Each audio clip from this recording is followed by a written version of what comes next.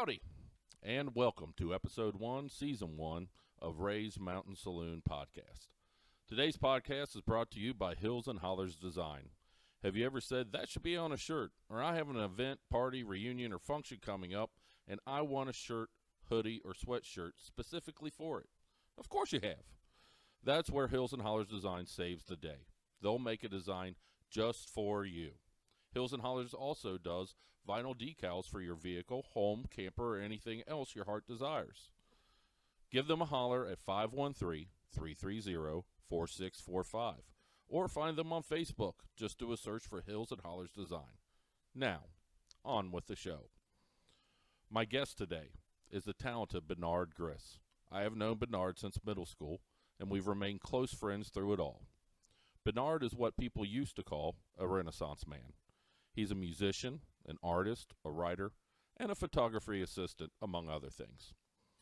It is my honor to have him as my very first guest. Please make ready for my dear friend, Bernard Griess.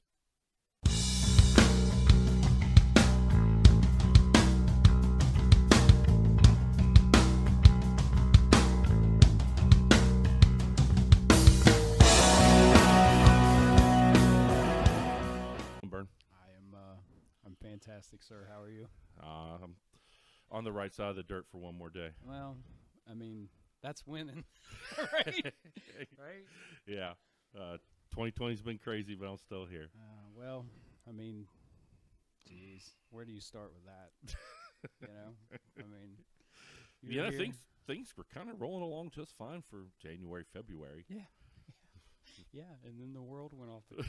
Just about March, everything just started falling apart. You know, the boss told me maybe you should work at home for a while, and I haven't been back to the office. Yeah, twist my arm. Yeah, right.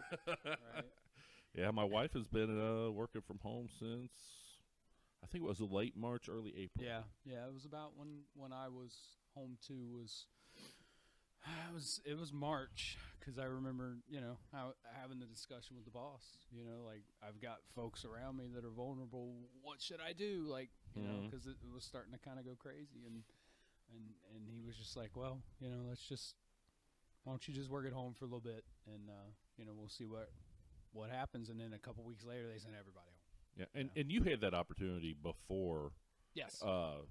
COVID and all that hit anyway. I mean, it was something that I could do when I needed to, or if I was kind of, if I don't feel great, but I don't want to call off or things like that, or if I've got, family things to handle, or, a doctor's appointment or something, then I would have that capability to work remotely anyway. So it wasn't a big adjustment for me. I mean, this has been great for me, honestly. I've been at home. I mean, I don't go anywhere unless I have to. I kind of go out in the world and take care of things, so my wife doesn't have to. But, business for us has been booming. It's logistics. Oh, yeah.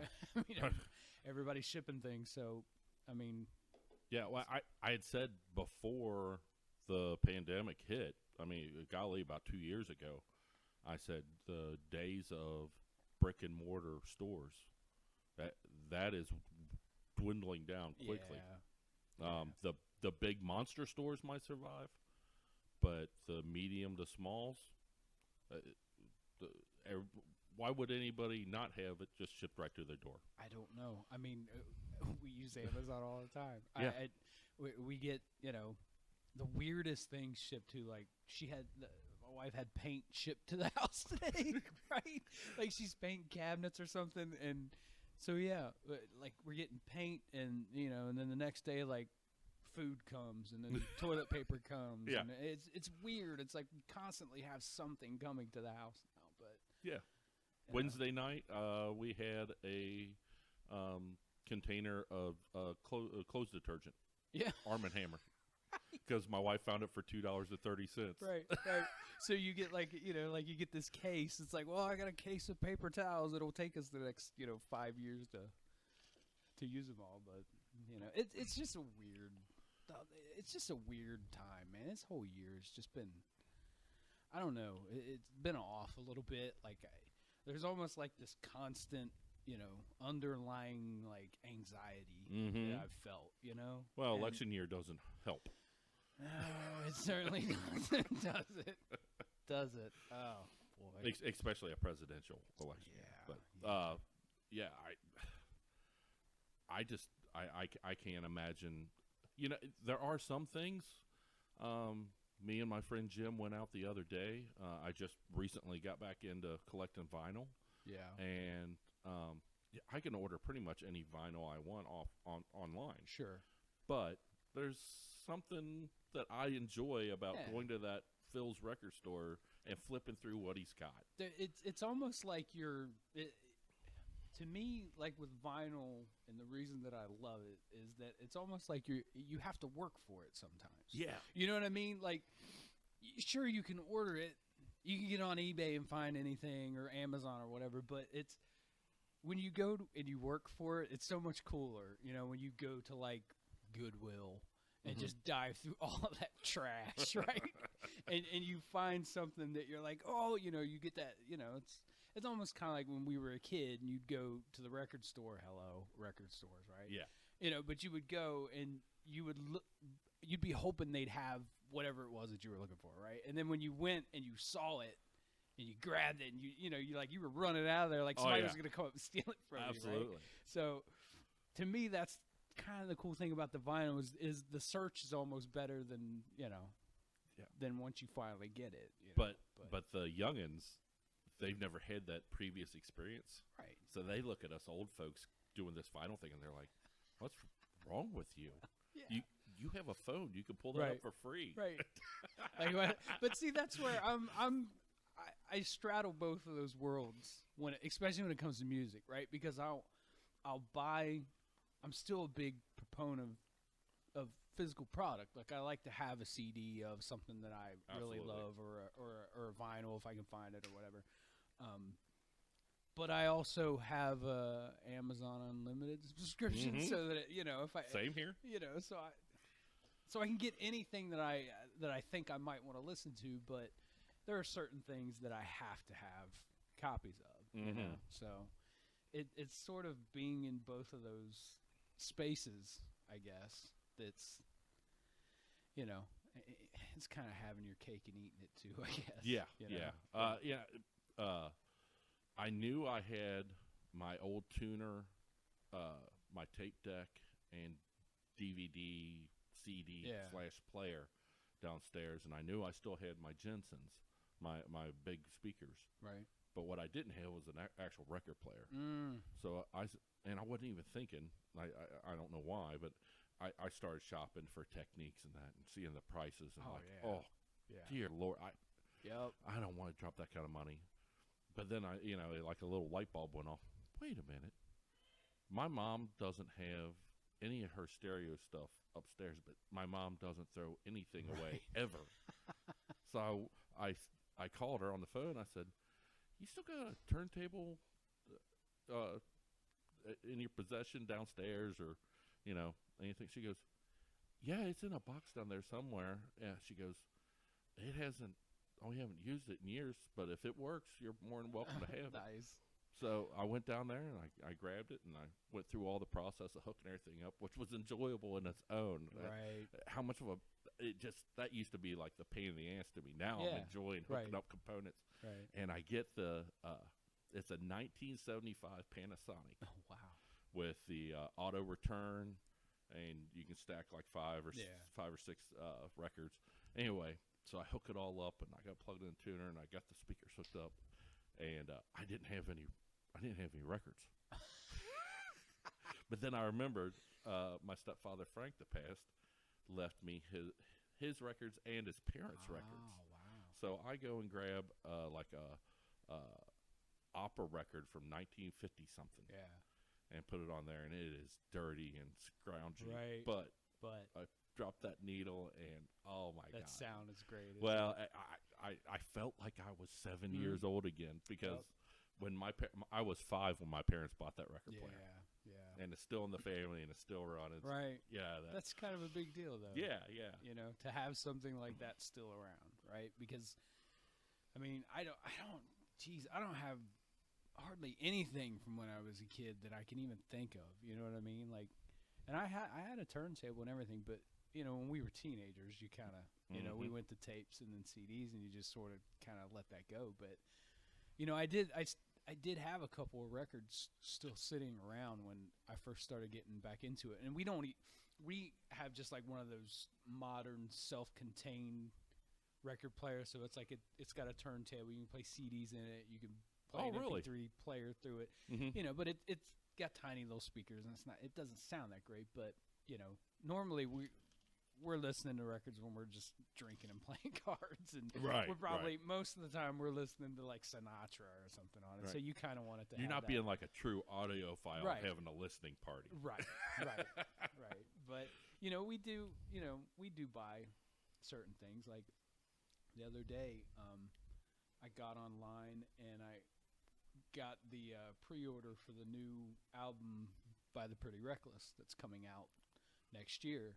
Now, I'll get the digital, right? But they had vinyl, and they had like 4 different versions. So there was like a black version, a white version, a red version, a blue version, and I think they even had a green one. And there were like limited runs for each color. So I was like, ooh, I want the blue one, and I got that one, right? But so I'll buy the new ones, but I like to see if I can find original ones too, like when I'm diving, like when I'm in an antique store or something, because they're normally pretty cheap, and like we were saying, you get that reward where you're flipping through all these records that nobody wants, right? And then somehow somebody didn't see this one yet, but now I'm taking it home. So it's been a fun little hobby to get into. And I think, if I'm not mistaken, Moro's, is that how you say it?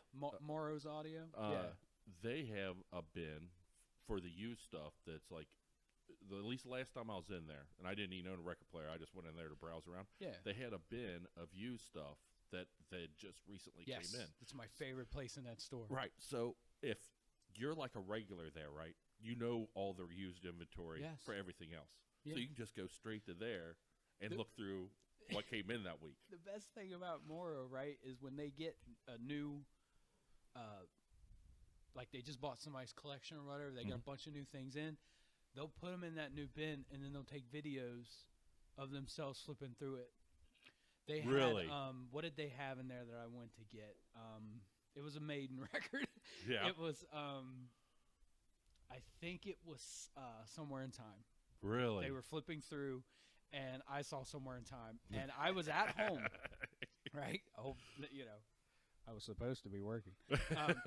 And I saw this, and I'm like, well, lunch break time. And it just took off, hauled ass out to Erlanger, just so that I could pick up Somewhere in Time because I saw it in their video. So I love that. I love that it's right there. You walk in, you go right to the back. I know where it is. And that's one of those things that I got to go in with just an agenda and be like, okay, I'm looking for this. Because I'm going to start, I need that, and I need that, and I need that. Yep. And then I'm dropping $50, $60 when I'm trying to just go in there and spend like 10. Yeah. So when Jim and I went to Phil's the other day, because we went to Moro's first, but I guess there was a COVID thing. Yeah. So we ended up going over to Phil's, and I felt guilty because I think I bought 2 records and spent probably north of $45, $48. Yeah. He spent $90. Wow. But you can do that real easy, though, especially if you buy something new. Or if you buy something that's a little rarer than, Yeah, he bought that new Maiden Book of Souls live album.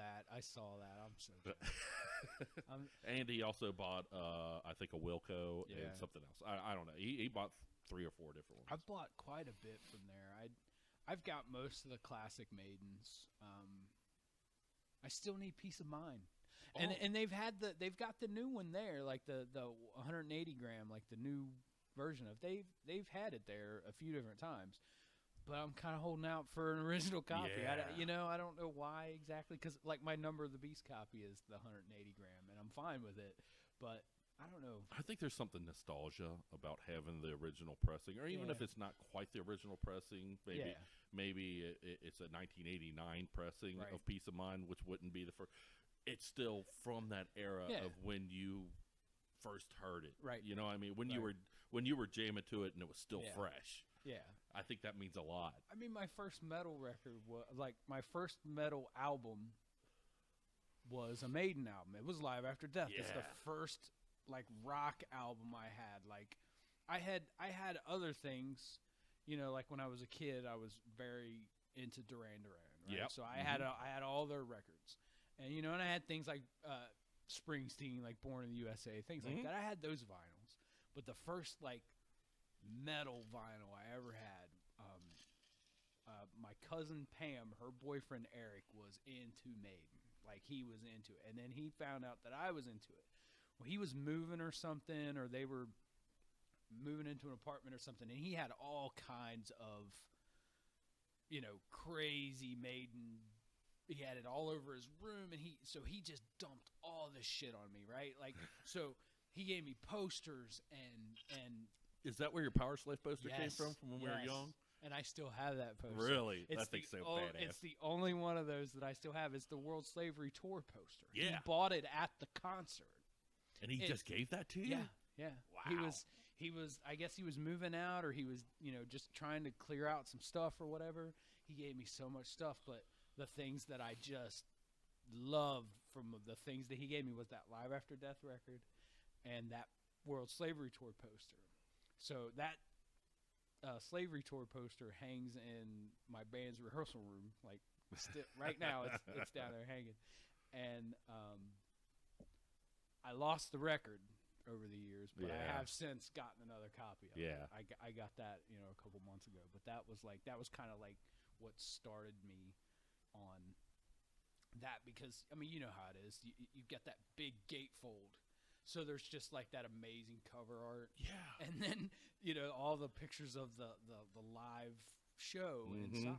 And it just, you know, I mean, I was, 14 or 15 years old. I mean, it just blew my mind, you know, right on my head. And that was kind of the first thing that I had that was mine. And then from there, it just, you know, it became, you know, what it became. But right. I bought my first records before I bought my first cassettes, but I didn't buy many. Yeah. I was just starting to get into music, you know, it being in 4th, 5th grade or whatever. Right. And I bought they were 45s. They weren't even LPs. I bought the 45 and it was Huey Lewis and the News, If This Is It. And Prince, Let's Go Crazy. Fantastic. I really wish I'd like to have both of them, but I yeah. wish I still had that original Prince, Let's Go Crazy. Yeah. That would be amazing. That would be amazing. Especially since it's passing and everything or Right. whatever. It'd be just nice to have that piece of memorabilia. But I mean, what fucking Prince? Like, so did I tell you I went to his house? Right? Did I tell you this story? I know you guys like went to Paisley Park or something. Yeah. Didn't you guys like go up there for like a signing for Sting? Yes. Signing something yeah. or Sting and Shaggy. Okay. Reggae guy. Yeah. They did a which I find hilarious. he's amazing. He's great. They did an album together, so they were doing an in-store up in Minneapolis at a record store called the Electric Fetus. And apparently it's the record store that Prince spent all his time in. Like at one point I think they were packaging his records in the basement. Like when he was first starting out, like he walked those floors in there and was there all the time, and that's where Prince bought all his fucking music, right? So they're doing this in store there, and my wife sees it, and she's, you know, a Sting fanatic. I mean, I love the Police. Police is on my Mount Rushmore top 4 bands in my life, but she loves him, right? So she sees it, she buys us tickets to this thing. It's in Minneapolis. Right? She's like, I don't care. We're figuring it out. We're going. I'm like, all right, cool. So we go and we do that, and that was amazing in and of itself. You know, like I shook the hand of the man who led the Police. You know what I mean? Like absolutely, like that was crazy enough. And then, you know, Paisley Park, where Prince's compound and where he lived and made all this amazing music, it's real close by, and so we're like, well. Shit, yeah, we're gonna go do that, right? So you go there, and it's weird on the outside because it just looks like an industrial complex. Like it doesn't look like somebody lives there. Really? Yeah, it's really weird. It's like now they've got like a big like a sculpture of like the symbol, the symbol that he used and everything out front, and it's got like purple lights on it and stuff. So it looks a little more like, hey, this is Prince Mecca or whatever you want to call it, right? But when we were there was nothing on the. It was just like this big white industrial looking building inside a fenced area. But when you go inside, you're like, whoa, like the walls and everything are painted like in murals, and you know, there's like clouds on the, you know, painted on the walls and stuff, and just like it's humongous. The complex is huge, and it's something to be there. You know what I mean? Like, you can just, it's one of those places you can feel it. Like, and you go into this front room, and this girl's telling you about everything, and you know, and she's just kind of starting the tour or whatever, and she's pointing up to, there's like a little mini replica of Paisley Park up in this, it almost looks like a light globe or something, and she's showing you that, and then she talks a little bit more, and then she tells you, oh, by the way, that mini replica of Paisley Park is Prince's urn. His ashes are in there. So you're standing there, and his remains are there. You're like paying your respects to the man in his house, right? It's crazy. And, you know, so of course I'm with my wife, who's, you know, a Prince fanatic too, and she's already bereft, you know. And I'm just like, I can't believe, you know, we're here and all this stuff, but I wanted to see his #1 guitar. That was my thing. I wanted to see that Honer. The one that looks like the Telecaster that he played on everything, right? Right. So we're still in the same room. We've only been there for like 10 minutes. And, you know, there's enough people in there to where you can't really see everything that's on display and stuff. So then she kind of stops that, and she's like, we're going to move to the next section, so just have a look around, and I'll meet you over there. So people start milling around or whatever. And I turn around, and someone was standing behind me, and they moved. And there was like this closet there, and they had the door out of the closet, and they had like a plexiglass in front of the closet door, and there it was, the Honer, the #1, right?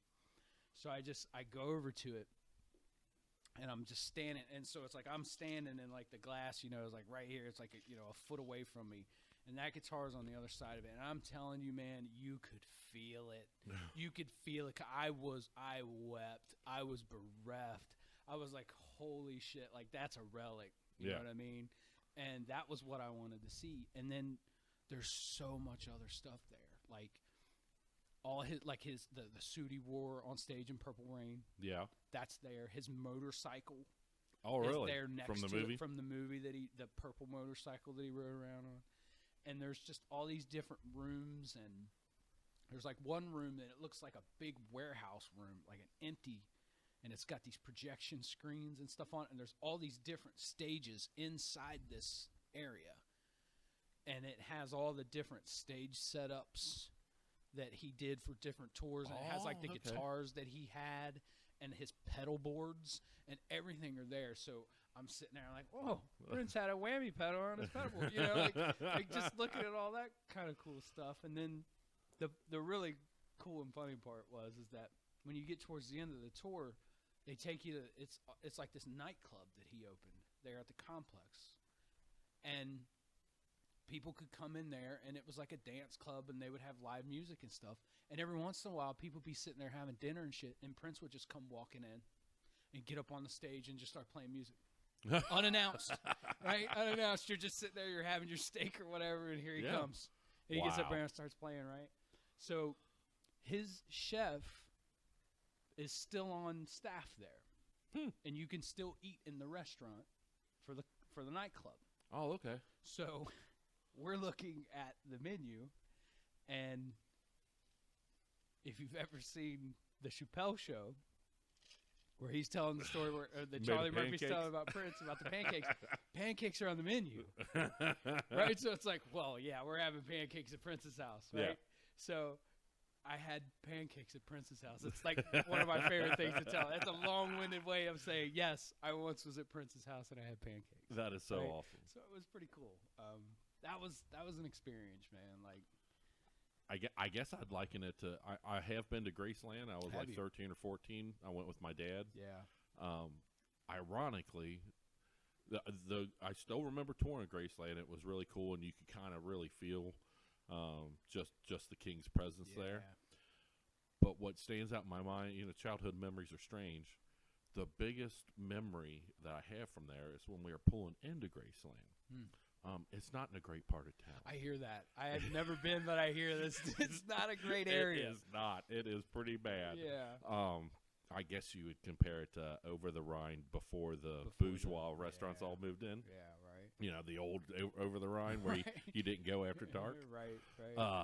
So we're driving through town, and you know there's you know businesses with you know bars on the windows. Oh. We come up to we're getting like right up to Graceland. We're not even. You could throw a rock from where we were to the driveway of Graceland. Right.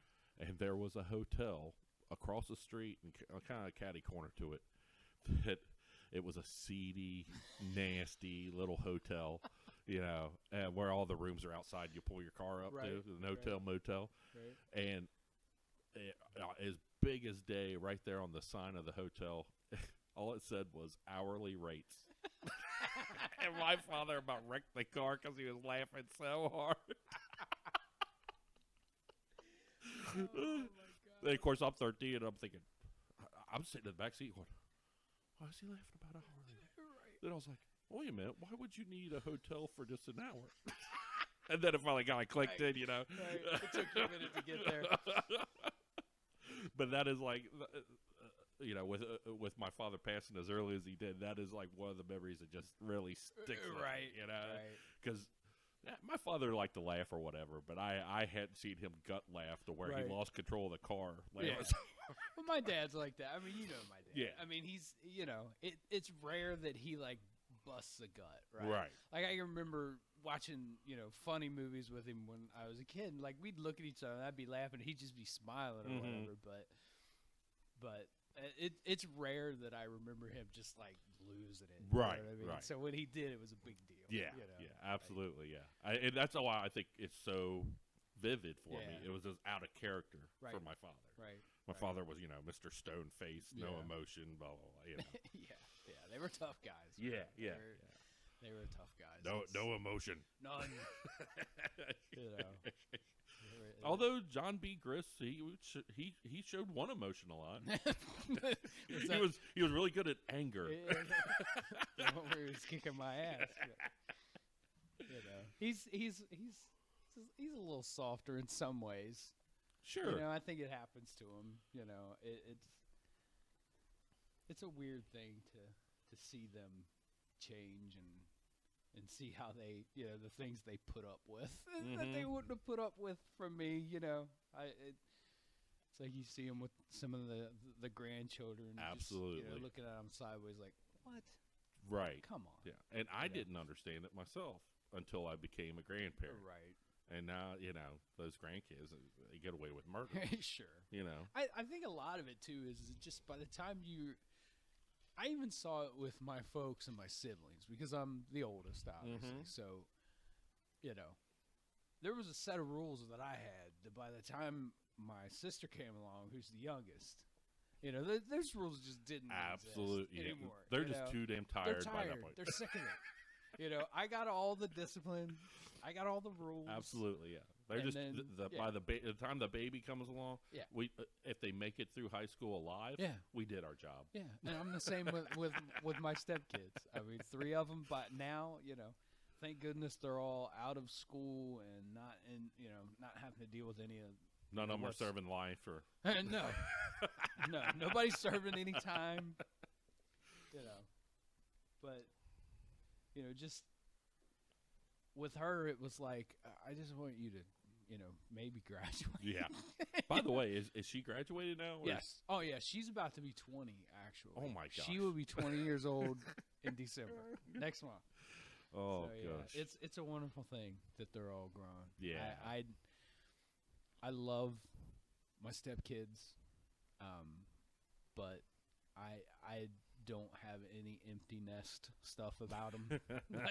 like the boys are out and they're doing their thing, and you know one of them just had a child, and Wes and his wife are gonna have one in February, I think she's due. So you know they're doing their thing, and it's cool, and You know, I'm happy for him, but I never sit around and think, oh, I miss Yeah. my kids. It's like, you know what I love? I love that shit is where I put it. Yeah. That's what I love. Sherry and I struggled a little bit. Sherry more than I, when we were completely empty. Yeah.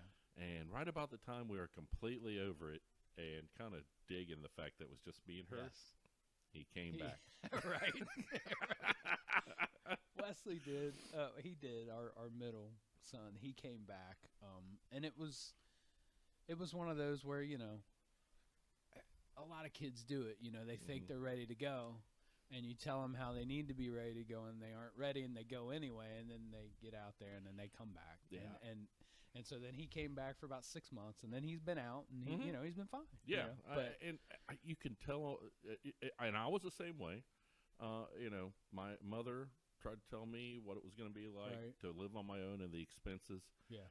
And I couldn't understand what she was trying to get through me. Right. You don't know until you actually experience it. Right. Until you have the phone bill, the rent bill, the car insurance, and there's no backup. Right. It's you. But isn't that an amazing thing about human beings, right? Like, we as human beings can watch people over and over and over and over again go through the exact same scenarios, and we always are like, well, I'll be different. Yeah. You know what I mean? That's not going to be I me, won't though. struggle with that. and it's like that in like with relationships and work and job and life. It's like, you know, well, this guy treated his previous 6 girlfriends like shit, but I'm going to be different. Yeah. You know, like, no, that's what he is. You know, we never seem to I learn. can fix him. We never learn from our previous, you know, our predecessors' mistakes. We look at them and go, oh, well, that's unfortunate for you, but that's not going to happen to me. Right. You know, and then it does happen to us. It's just weird. We just never seem to learn lessons. Yeah. I don't know, but Glutton for punishment. We're creatures of habit. All right. Every human has habits, and I dare say everybody's got a destructive habit of one form or another. Might not be drugs or alcohol, or right. But you know, I was just listening to a podcast Friday while I was at work, and they were talking about a particular app. It was a game app, Flutterbird or something like that. Anyway, it was a independent guy that made it, made the app, and it just took off like wildfire. And it was a really mindless game type app, and people just, the guy that was talking about it, that wrote a book on our screen time on phones and things of that nature, he's a professor at NYU. He got on a flight from NYU to Los Angeles, 6-hour flight, started playing that game when they're on the tarmac, and when he landed, realized he was still playing that game. This is a professor at NYU that wrote a book on this stuff, and he just lost himself in it. Yeah. I have put on my phone now. I get a report once a week on Saturday evenings, and it lets me know how much screen time I've had this week. And it gave me a report yesterday evening, and I felt sick to my stomach when I saw it. It can be. It's like anything else. It can be all-consuming. It can, there are days that I barely look at my phone, and there are days where it's all I do. Yeah. And I think a lot of times it just depends on what else is going on. You know what I mean? Like if I have other things to do that are keeping me busy and keeping me away from it, and those are usually like a creative thing, whether it's music or writing or art or whatever, then I tend not to mess with it as much. But if I'm just kind of sitting around and like I don't have a lot to do, or I'm by myself, that's when I tend to, you just kind of go, and sometimes you gotta check out. Like you've been through work all day, like what I do for a living it's not strenuous. Those days are long over for me, but it's very mentally taxing. Absolutely, yeah. And so, when I get done, sometimes it's like it's almost like I don't know what to do for an hour or so after I get done with work. Like I just sit, and I'm just like scrolling through the phone, like what happened today, Yeah. But if I have something to do, I'll tend not to do that. I think it's just a matter of trying to keep yourself busy and away from it, because it's so easy to just pick it up and you just flip and you fall down a rabbit hole of whatever it is. You'll be reading news, or you'll be watching videos, or you'll be looking for something, and I guess in some ways it's not any different than playing video games. Right. Which I do that too much too. And that gentleman was also, one of the things he was talking about is places like YouTube have gotten their algorithms so good at what you like that's how you get sucked down that rabbit hole, because they know exactly what to recommend to you after that video's over. Now, have you seen that Netflix documentary? It's called Social Disease, I think it's called, or Social Dilemma. Social Dilemma. Yeah, that's Sherry and I watched that. That's when I put that thing on my phone. I got done watching that, and I thought, man, I'm deleting every app off my phone. Like, Sherry was the same way. It's so sinister. And you know how many she deleted? None. I didn't either. I was like, man, I'm going to delete everything. And then I probably opened Instagram and started scrolling, Because that's the thing about, like, the YouTube algorithm is set up to show you things that you like. Mm-hmm. The Facebook algorithm is set, and Twitter is set up to show you things you don't like. Yes. So it'll get you fired up and get you enraged. And it's so messed up, but both of them had the same goal: keep you engaged. Keep you on that phone. With Twitter and Facebook, they found that people are more engaged when they're angry. Yeah. But with YouTube, they're more engaged when they're interested or. I mean, if you think about it, it's like they say, like if you have like you go to a restaurant. If you have a good experience, you might tell one or two people. Yeah. But if you have a bad experience, you're telling everybody. Everybody, you know what I mean? So it's kind of the same as that if you think about Absolutely, it. It's kind of messed up. That whole phone thing, it's like it hasn't been that long since we didn't have them. I know. And now it's like it's especially almost, smartphones. Yes. I mean, we all had the flip or the Nokia brick. Yeah, everybody had a Nokia brick. I had the Razor. Remember the Motorola Razor? Yeah. That was the most sturdy phone of all time. I had it's more sturdy than the Nokia brick. Man, I'm going to tell you a story about my Razor, right? So I have the Motorola Razor. It's the state of the art at the time, right? Mm-hmm. So I'm getting in my car. And you know how you are, you're trying to get everything situated when you get in the car. So I've got my phone, and I'm trying to get stuff in the pockets and out of the pockets. So I set the phone on top of the car, get in the car, start the car, drive off. I'm going down my neighborhood street, which, you're doing 20, so you're not flying or whatever. So then I turn out of the neighborhood left and accelerate, and I hear it sliding down the roof of the car. And I look up in my rear view as it goes flying off the back of my car, hits the street behind me, and I just see piece flying. Right? Just pieces flying. I'm like, holy shit, I just messed my phone up. So I stop, turn around, I go back, I pick up my phone. So the pieces that I saw flying, it was like the phone was one piece, the battery was a second, and the battery cover was the third. Yeah. So I put the battery back in, put the cover back on, and turned on, and it worked. There was nothing wrong with that phone. Like that thing flew off of my car going about 55. And, I never had any issue with it. But now, I mean, shit. If I don't get one of these giant cases for my phone, absolutely. Yeah, I don't know if you got Apple or Android. It's Apple. Apple, okay. Yeah. I can't speak on the Androids because I haven't had an Android for I don't know how long. It's been a while since I've had one. And it was very short-lived because with Sherry, my wife, working in graphic arts, everything's Apple-based. Right.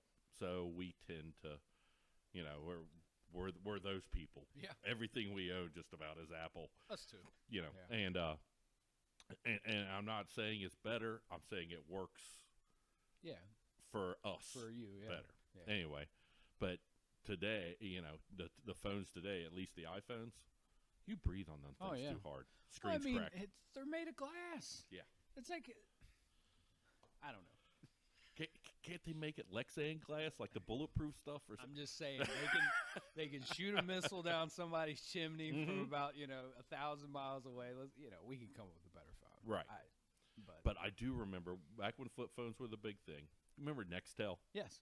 And they had kind of the walkie-talkie feature on the phone. A lot of construction guys love those things because on a job site, right, you don't want to have to dial a number.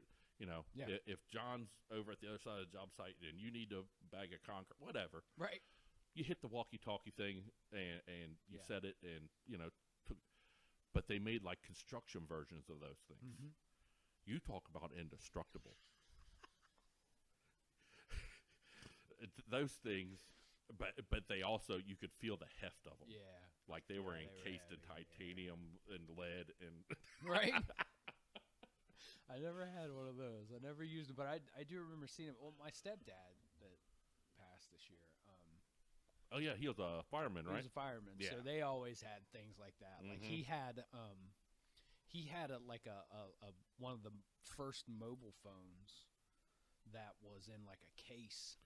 Oh, the suitcase thing. Yeah, like I remember because there was a time, after my folks split and we were living with my mom, and you know how it is. People get divorced and they're trying to figure shit out, and there's not nearly as much money as there used to be, so some things go by the wayside.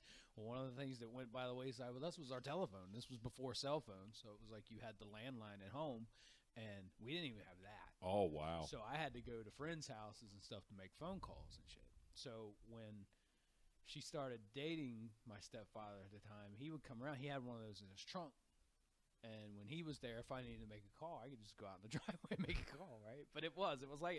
And he was cool with that? Yeah. Or the fire department was cool with that? I'm guessing it was he probably was the boss. Oh, okay. I mean, he was the chief, like who's right, who's going to question him, right? So, I mean, I used that thing, but that was wild. That was, like one of the first phones that wasn't tethered to anything. And, and that was a long time ago. But I mean, I didn't even get a phone until me and my wife were seriously dating for maybe about a year. Really? I want to say so. And you guys have been married how long? Well, we've been married. Well, since I mean, you've 12, been together, but we've since 2012. But we've been together since 2005. Okay, but that's still. I mean, golly. Yeah. You were definitely behind the curve. Oh yeah, I didn't want one. Right. I didn't want one. I told people I don't want to be that accessible. Now I can't walk across the house without the damn thing. Well, and here's why I brought up the subject. I mean, eventually, they're going to ask you, because the phone now is still an accessory that we have to remember to put in our pocket and take with us. Right. Eventually, they're going to ask you, do you want this just implanted? Yes, I do. You do? Yes. I do not. Look, see, I say yes because I'm always forgetting the damn thing anyway. So if they could just, kind of plug me into it and it charges on its own and I don't have to remember to bring it anywhere, hook me up, man. They're tracking my ass anyway. That's true. That's They're very, very true. They're tracking my ass with it anyway. Yeah. They know everywhere I'm going. They know what I'm saying, who I'm talking to. Man, we're long past any, Because I think eventually, you remember the Google Glass that came out. Yes. And I think it was just a little too far ahead of its time. Yeah. And I don't think it was quite as user-friendly as they wanted to bill it as. Right. But that's going to come. Oh, yeah. To where there's either a visor or maybe just the glasses you're wearing right now. Yeah. And you decide whether you're living in the reality we're looking at right now or an augmented reality. Yeah. Where everything looks like medieval times. And I'm cool with that. Yeah. That's the thing. It's like I'm not. Some people our age are very afraid of technology. Mm-hmm. Oh, yeah. And I don't claim to know it all. You know what I mean? As far as how things work all the time and stuff. And it may take me a while to figure something out. But I'm cool with it. It's like I said, we are far past the time where we have like privacy in the old school sense of that. Like, I mean, they used to joke when we were kids about, people, the FBI knew everything about you. They were tapping your phones and stuff. They really are now. Like they know where we're at. And I thought the Edward Snowden thing was the thing that just proved it beyond a reasonable doubt. Sure. And so now it's like fuck it. Plug me in. I know there's a lot of people that disagree with me. I think Edward Snowden was an American patriot. You can make that argument for that guy. I mean, it's one of those situations. I don't know a lot about the ins and outs of that, but I have listened to a couple people talk to him, just on podcasts and different things like that. And I don't know, man. It's such a weird thing with that. I mean, I get people on the other side of it, but I don't know. You could get off on the whole George Orwell, right, right, Big Brother 1984 shit on that if you want to, but I mean, he wasn't wrong. Right, he didn't lie about anything. No. I mean, the government wasn't able to come and say, and here, this is what he reported, and I'll show you how he was. They were caught with their pants down. Yeah. And he's a traitor. Yeah, he's a traitor. We need to make him, go away. He needs to be quiet. Yeah. So now he's isn't he in Russia now? Yeah, and he got he's not a citizen of Russia, but just recently, I think it was a couple weeks ago, he got basically his permanent visa. I guess is what you would call it here in America. So he doesn't have to worry about re-upping or anything. He can stay there as long as he likes. Yeah, it's not what he wants. He said multiple times he wants to come back home. Yeah, he'd love to come home, but he knows if he comes home that he's gonna be a dead man. Yeah. I think they would make a nice big publicity thing. Make sure they show him getting locked up. And then very shortly after, he would die like Epstein. He was to say they'd Epstein him. Yeah, how bad is that? Epstein's a freaking adjective now. He's an adjective. He's a verb. Yeah. He got Epstein. He got Epstein.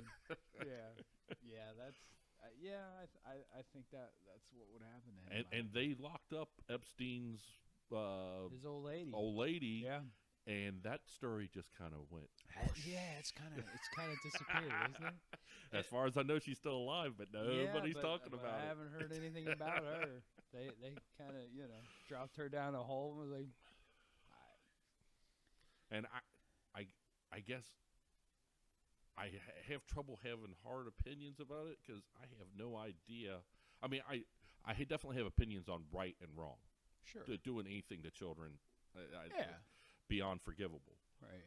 But to understand that world of people, basically the untouchables of whether it's fame or politics or whatever, when you're at a certain level, when you reach a certain level, you're untouchable, but everybody's got their thumb on you too because they have records of you doing things that they can hold over your head. Right. Well, it's kind of like people want to know all the time, like why is it that everybody's so afraid of Trump? Like what does he have on these guys? You know what I mean? That question, I've heard that go around a lot. Is well, nobody ever seems to want to stand up to him. Why is that? And because they were at the same parties he was at. Yeah, and that's one of the funny memes I saw the other day was like a meme and it had like 4 or 5 pictures of Trump with Epstein. Yeah. And it was like, all I'm saying is I've never seen any pictures of Biden with Epstein. And I was like, I haven't seen any of them with Epstein. I've never seen one of those either, but I don't know, man. They all have really dirty hands. I mean, that's the thing. It's almost like you can't be... I don't want to say you can't be in that world without, being a good person. Because I think it's kind of like with athletes, like everybody always acts like the athletes are just out of control and they're all horrible people. It's like some of them are, but it's like it's like a slice of society. It's like some of these guys aren't very good dudes, but there's a very big portion of them that are fine people and they give a lot of their money away and they do a lot of things that you just don't hear about. Right. And I think. I mean, shit, you have to believe that there are some good people in public service. You have to believe that because if you don't, then what are you saying about all of this, right? Yeah. But, I mean, I don't think you can reach certain corners of, whatever you want to call it, societal structure or whatever. I don't think you can get there if you're just a straight up great person. You know what I mean? Yeah, I think there are some things that are only accessible to people who are willing to go in some pretty shitty places to get there. Right. You got to have some dirt on you. Right. Because there's certain powers that be that basically hold the keys to the gate to let you ascend to there. Yeah. And they don't want, this is my opinion, but they don't want you to get to a certain level if you don't have dirt, because they have no control over you. Right. It's you get this because, I get that.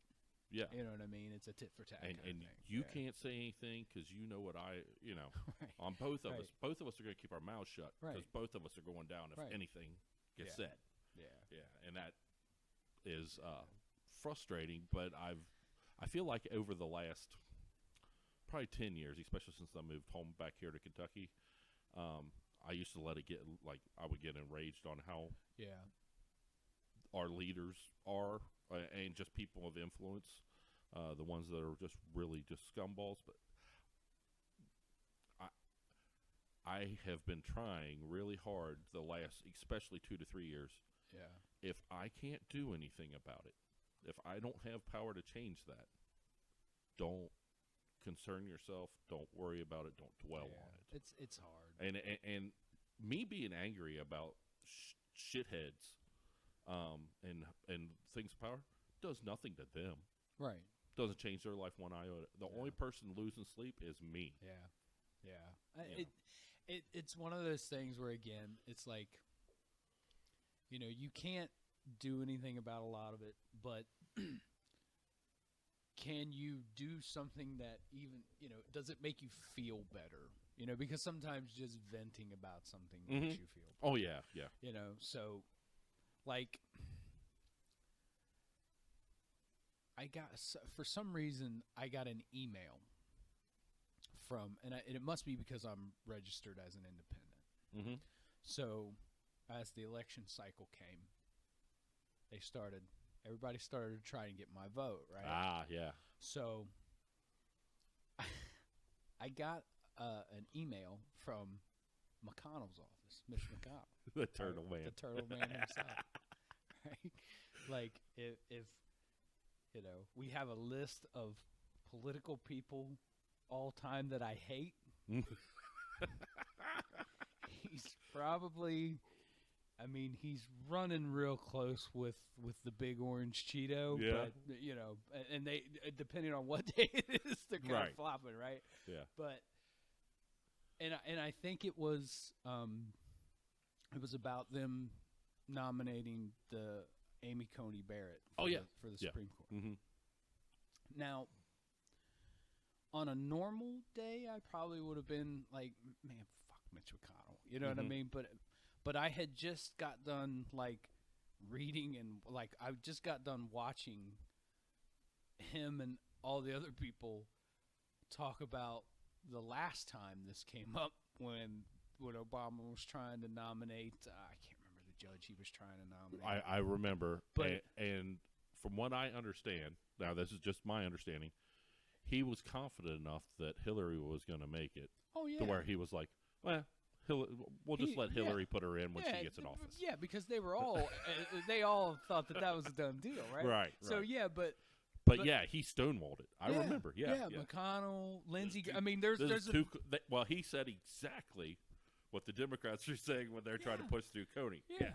Like he was like, no, we're going to do this right now, or he was rather, you can't do this in an election year. You can't do this in election year. I mean, there's videos of like Lindsey Graham saying, you could use my words against me. You can't do this in election year. So I had just gotten done watching things like that. So I was like, those motherfuckers, man. Like, how do they say that? And then now they're saying this, and it was that whole situation is a total microcosm of where we are politically. Oh yeah, right? Yeah. So I got this letter from McConnell's office and talking about how how they were doing their due diligence and they were going to go through with this thing for Coney Barrett, and I just hit reply and I let him have it. And I was, I'm pretty sure I called him a disgrace and lots of other stupid things. And I, I'm sure he didn't see it, but it made me feel better. Yeah. You know what I mean? Yeah. Like, I was like, I'm going to take this opportunity to tell you what I think of you. Now, whether you see it or not, whatever. But And Sherry and I, this is one of the things I think that actually helps our marriage, that we've been married for 23 years. 23 years. Yeah, Wow. 23 years. Sometimes, it's more me than her, but Yeah. both of us will say, I'm not looking for a solution. I just need to vent on this for a Yeah. second and just go off. Yeah. Yeah, just let it go, man. And that's the thing that's awful about a marriage. You can say, or the language and the vitriol you'll use because they're the person you're most comfortable with in your whole life. Right. They have to tolerate it. Yeah. They don't have to. I guess they can divorce you. Right. But they're the punching bags a lot of times because they're the ones that are right there. Yeah.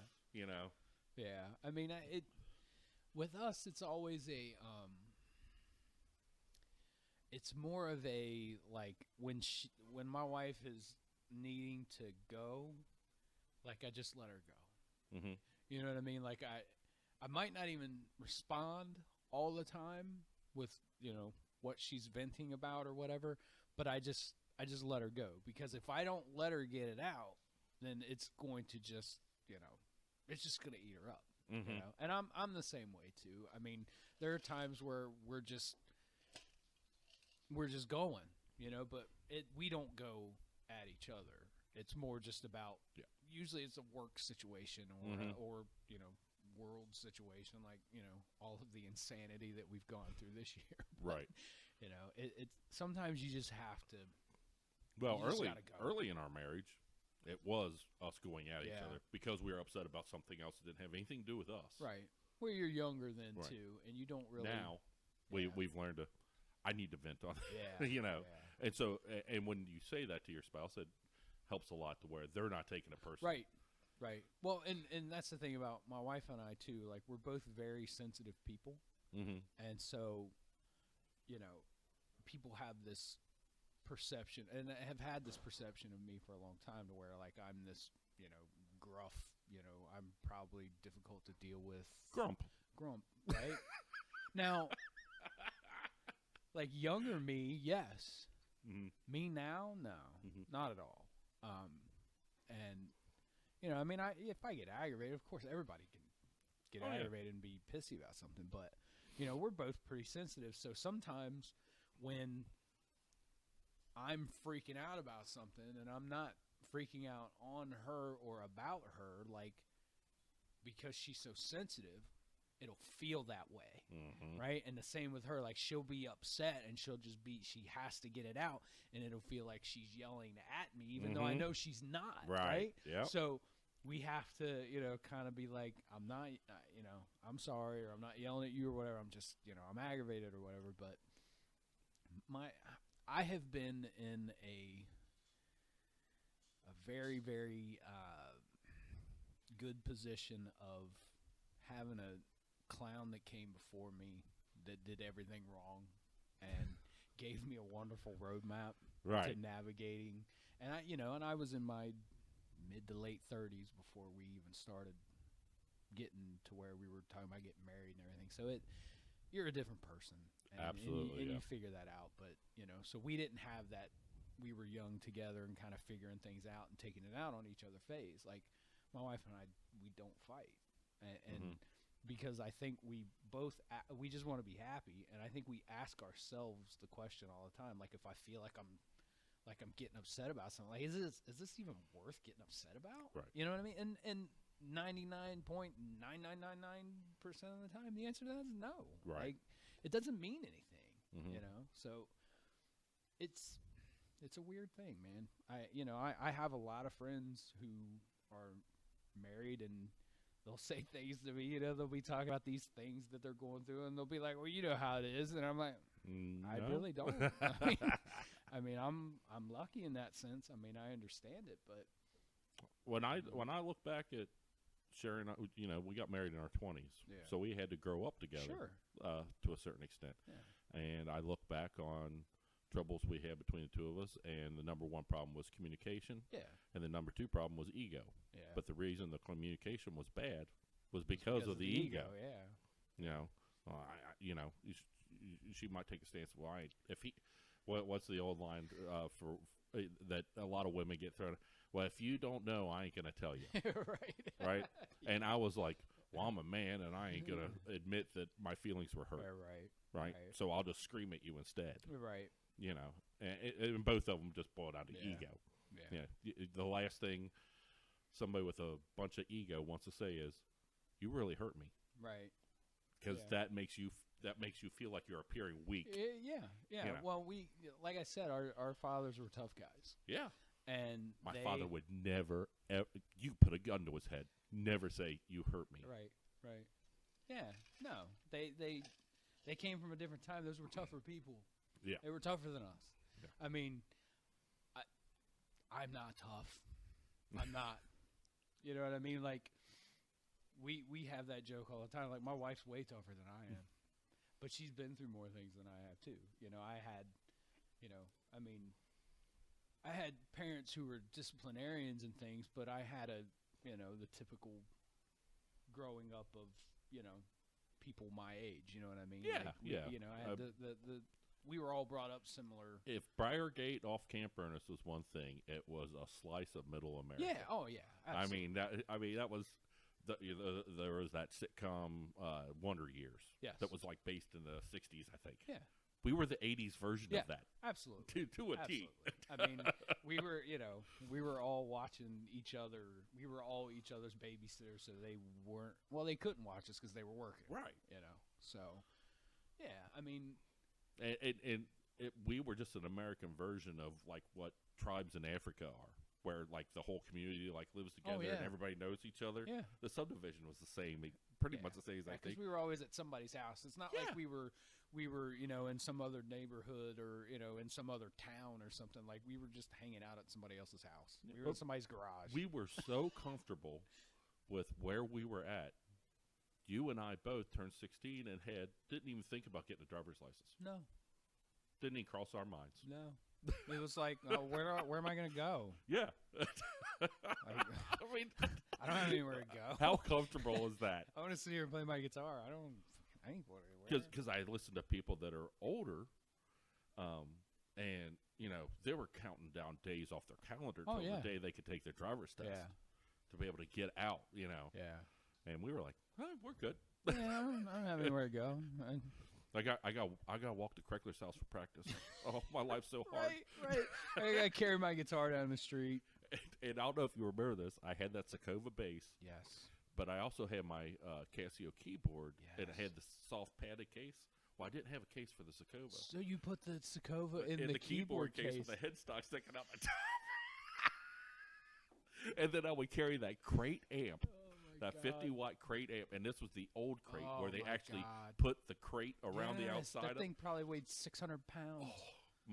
Both my arms, because I'd switch off. Yeah. It had a nice big sturdy handle. That didn't change the fact that it weighed 80 heavy. to 100 pounds. And you had like twice the distance to go that I did. Oh yeah, when I got to your house, I was halfway.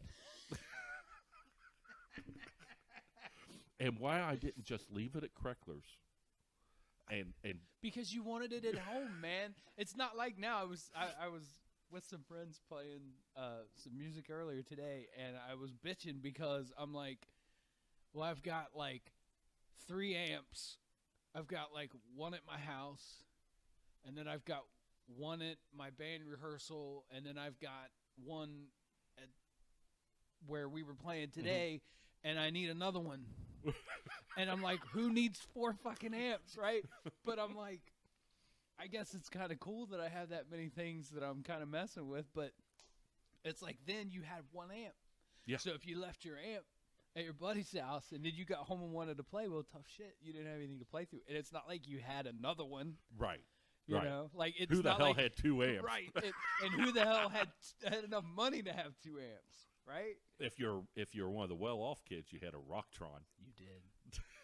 What was that like? It was basically a Walkman like that you could plug your guitar into. You could plug your guitar in, and it had headphones. I wanted one of them so bad. Who didn't? Who didn't? You walk around your house. I mean, I used to walk around the house playing anyway. Yeah. I mean, I would play anywhere in the house. I would fall asleep playing. Like, I would do my homework. I just flip the guitar over and use it as my desk and do my homework. You did homework. That part was for my mom. Oh, God. Yeah. It's weird. I mean, if you think, man, it's been a long time. I mean, we were 15, I guess, about when we started hanging out. And Well, I think I met you when I was 14, but I turned 15 very soon right after. Yeah. Because my birthday was always like the first day of school. Right. And I met you all like during the summer before. No, I take that back. No, it was a second grading period, so I was already 15. Yeah. Because my first grading period, I was with my mom in Sarasota. Florida, yeah. Yeah, I was playing football at Sarasota High School. Yeah. Yeah. Yeah, because it was fall time. Yeah. When you came walking up the street. Yeah. The first time, because you saw us throwing football and you just came walking up. I think it was you and your brothers and Buckner. Probably. I think it was the four of y'all. Yeah. Yeah. It was a weird time, man, because it was like I met you, and then it was like you were into music, and it was like everybody I was hanging out with was just into music. So we just decided, hey, let's learn some instruments. So what do you want to play? Yeah. Okay, well, I guess I'll play guitar. And I bought my first guitar was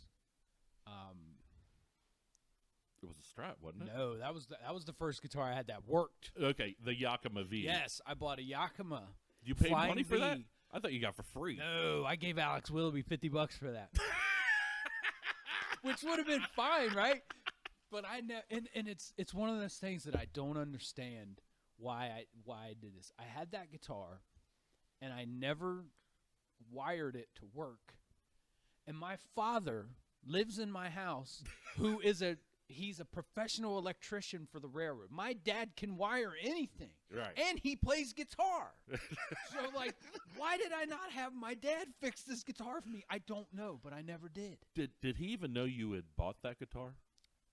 You know what? Because I'm wondering if he paid attention enough to even know you owed it. I don't know if he did or not. Now, once I got my Strat, he did. Yeah. Because then it was messed up, because once I got my Strat, he came in the room and he sat on the bed with me and he taught me a couple chords on guitar. And then that was the last time that me and my father played guitar together for probably 15 years. Really? Yeah. Like that day, and then it was like one of those things where I never went back to him for any guitar stuff at all. Now, I did later have him fix my guitar once or twice, like when my input jack would come loose and I needed somebody to solder it or something. I'd have him do that. But we never sat and played until I was an adult. Yeah. And then he was living in a condo at one point, and I sat and I played a song with him, and then we didn't do it again for years. Really? Now we'll do it. I'll go over there and we'll just pick around or whatever. Like we've done it, and I actually have a video or two of he and I playing. We actually played together. On that flatbed, right? Yeah. They do a block party down there in Bellevue, at, near his house. Well, I mean, obviously they won't do it this year, but they usually do it. And he had me learn a few songs. And then my sister's son, my nephew, he learned the same song. So then my dad wanted my nephew. Three of you. Yeah, so my nephew was playing drums, and then he and I were playing guitar together with a couple of the other dudes in the band. And we played like 4 songs. And that was pretty cool. I mean, he was excited. Oh, yeah. And, absolutely. And so that was the first time I ever played with my dad in front of anybody other than just he and I. Do you remember when he would drag me around with his band because he didn't have a bass player to the VFWs and stuff? Yeah. I didn't know any of the songs. I'd be like, what key? Right. I mean, there's, that's the way, like my dad, it's like, it's just strumming. It's like, no, Dad, it's not. It's like he's got me learning like 4 songs or whatever, and I'm playing through them like every day, and it's still taking me a couple weeks to learn everything because that's just how it goes. But you know, with him, it's just all chords, and it's wild to watch him play. The way he switches chords, it's just effortless. And I'm always struggling with shit like that. But like when I did learn those songs to play with him, it did help me out. Yeah. With like, chord switching and just playing, like things you'd play on an acoustic or something, where you're just playing like C's and G's and A's and and just switching between. Because from the get-go, I've just been playing fucking metal and power chords and stuff like that, and so I never had a guitar lesson. So it was. Oh, that's right. Yeah, you weren't in the Buddy Rogers. I wasn't. I was like the only one. Like even Tim, my bass player in Undone, he took lessons from Eric Cook, guitar lessons. All my friends took lessons from Eric. I was the only one that didn't. Yeah. So it was like I would learn things from them. Right. It was almost like some of the stuff they were picking up I'd learn too, because we all just get together and jam or whatever, and I'd be like, show me that, But I never had a lesson. So I never went through the basic stuff until way later. Did Rob Luss take lessons? He took lessons for a little bit, but he didn't take them from Eric. He took them. I think he took them with somebody at the music house maybe for a little bit. Oh, okay. But he was pretty self-taught too. Yeah. But he had a few lessons. Yeah. He had basic guitar lessons. I didn't have many lessons. I had him from, I think his name was Chuck. He was a bass player with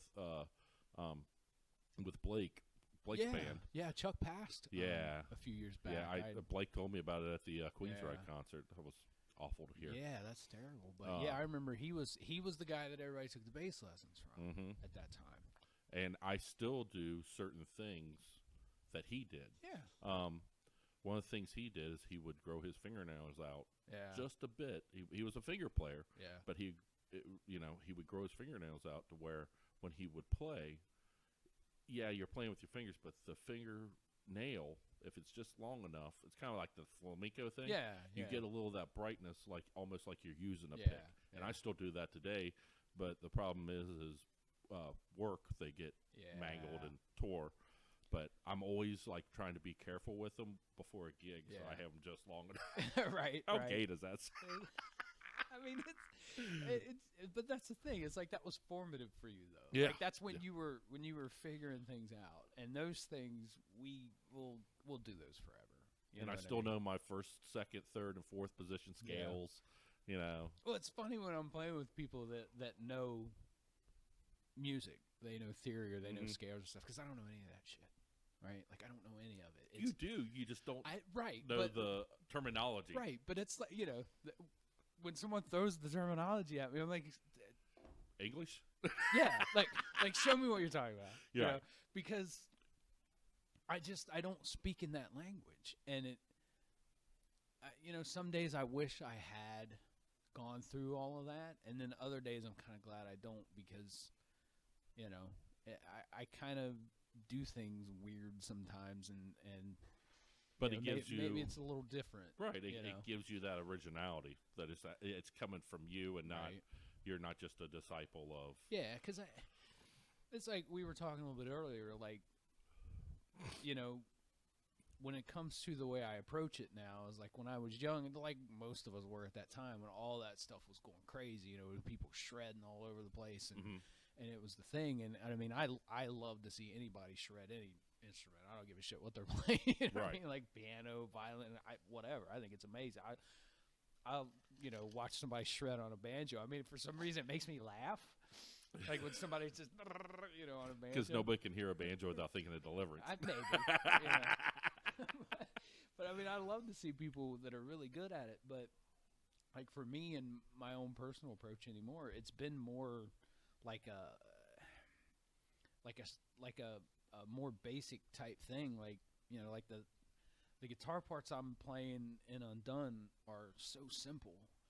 It's like, but that music is a vehicle for our vocalist. You know what I'm saying? Like her voice is the thing that makes that happen.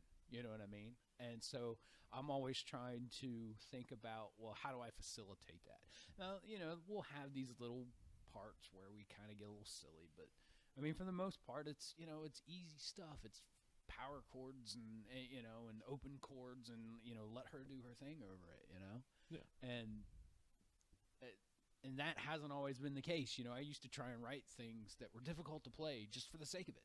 Right. And there just came a point where I was like, why am I doing this to myself? Like, I'm not Paul Gilbert. You know what I mean? And on top of that, this is something that resonates with me because I used to hear old-timers talk all the time about serving the song. Yeah. Serve the song. And when I was younger and watching Billy Sheehan and Stu Hamm Right. and Steve Vai and George, I was like, serve the song. Serve yourself. Right. Get the fuck out of here. Right. Right. If I got talent, you're going to let me freaking play. Right. But as I've gotten older, now I cringe when I remember me saying that. Yeah. Because now you want to – I can be impressed by shredding. I understand it takes discipline. It takes hours of practice. I get all that. But when I remember back the songs that affect me, it wasn't whether it's shredded or not. Right. The song itself, the song as a whole is what affected me. Yeah. And it could be something very simple. And there's Mr. Big songs that affect me, which are not easy. No. But the song, you could break it down to its base chords. Yeah. Just – kind of, for lack of a better term, music it. Yeah. And it's still a really well-structured song. It's the melody, it's the it's the structure of it. It's the ingredients were just right. The base ingredients were just right. A lot of that's just maturing as a musician. Yeah. And it's just a different outlook. You know what I mean? It's like, and I think a lot of it is just being in a place where you understand what it is that you do well and what it is that you don't. Because there's this thing that I've always disagreed with, where someone will tell you that, you can play as fast as anybody in the world if you just sit and practice with a metronome. You can get as fast as Yngwie or Paul Gilbert or any of those other dudes if you just sit and practice with a metronome and just steadily increase that. You'll get there. No, you won't. Because it's the same thing. It's like I could go out there and I could shoot baskets every day. Mm-hmm. And I could practice basketball from sun up to sundown. Yep. I'm never going to be LeBron James. No. There's a cap to that ability level. And it's the same with when you're playing an instrument, when you start talking about speed and precision and things. There's a certain point that some people can get there, some people can't. Like I used to sit with Robbie Lusk. Like when we first started playing guitar, I was better than him from a technique standpoint. And then he got the Paul Gilbert Intense Rock video. Yeah. And I had it too. Mm-hmm. And we started on that, and then it was like he just went, mm-hmm. and I just got to a point, and I couldn't get any further. Right. And it was like for years that bothered me, and I thought, well, I just need to work at it harder. I need to work at it harder. It's just one of those things that I'm just not built for that type of playing. Now I still have these fast licks and passages or whatever you want to call them, but not like that. And I think as I've gotten older, I've just understood that I have strengths and I have weaknesses. So let's stop focusing so much on what I wish I could do or what I think maybe I could if I did this and that. Why don't I just work inside this box here and then, every once in a while kind of go outside that, pick up a little more and learn a little more.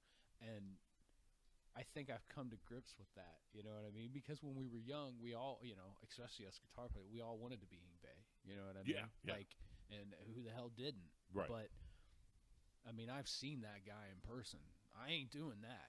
Right. You know what I mean? Right. And that's cool. You know what I mean? Like, that's cool because that's not my thing. I still love it. Mm-hmm. You know? Oh, yeah. But I recognize me in my own playing. I'm not going to be that guy, but I'm going to be me instead of him. Yeah. Right. Yeah. And that, I think that helped me from writing music and things like that because, we've gotten some pretty good feedback from the things we've done, and I mean, I'd say 70% of it, 70 to 80% of it, I wrote it. Yeah.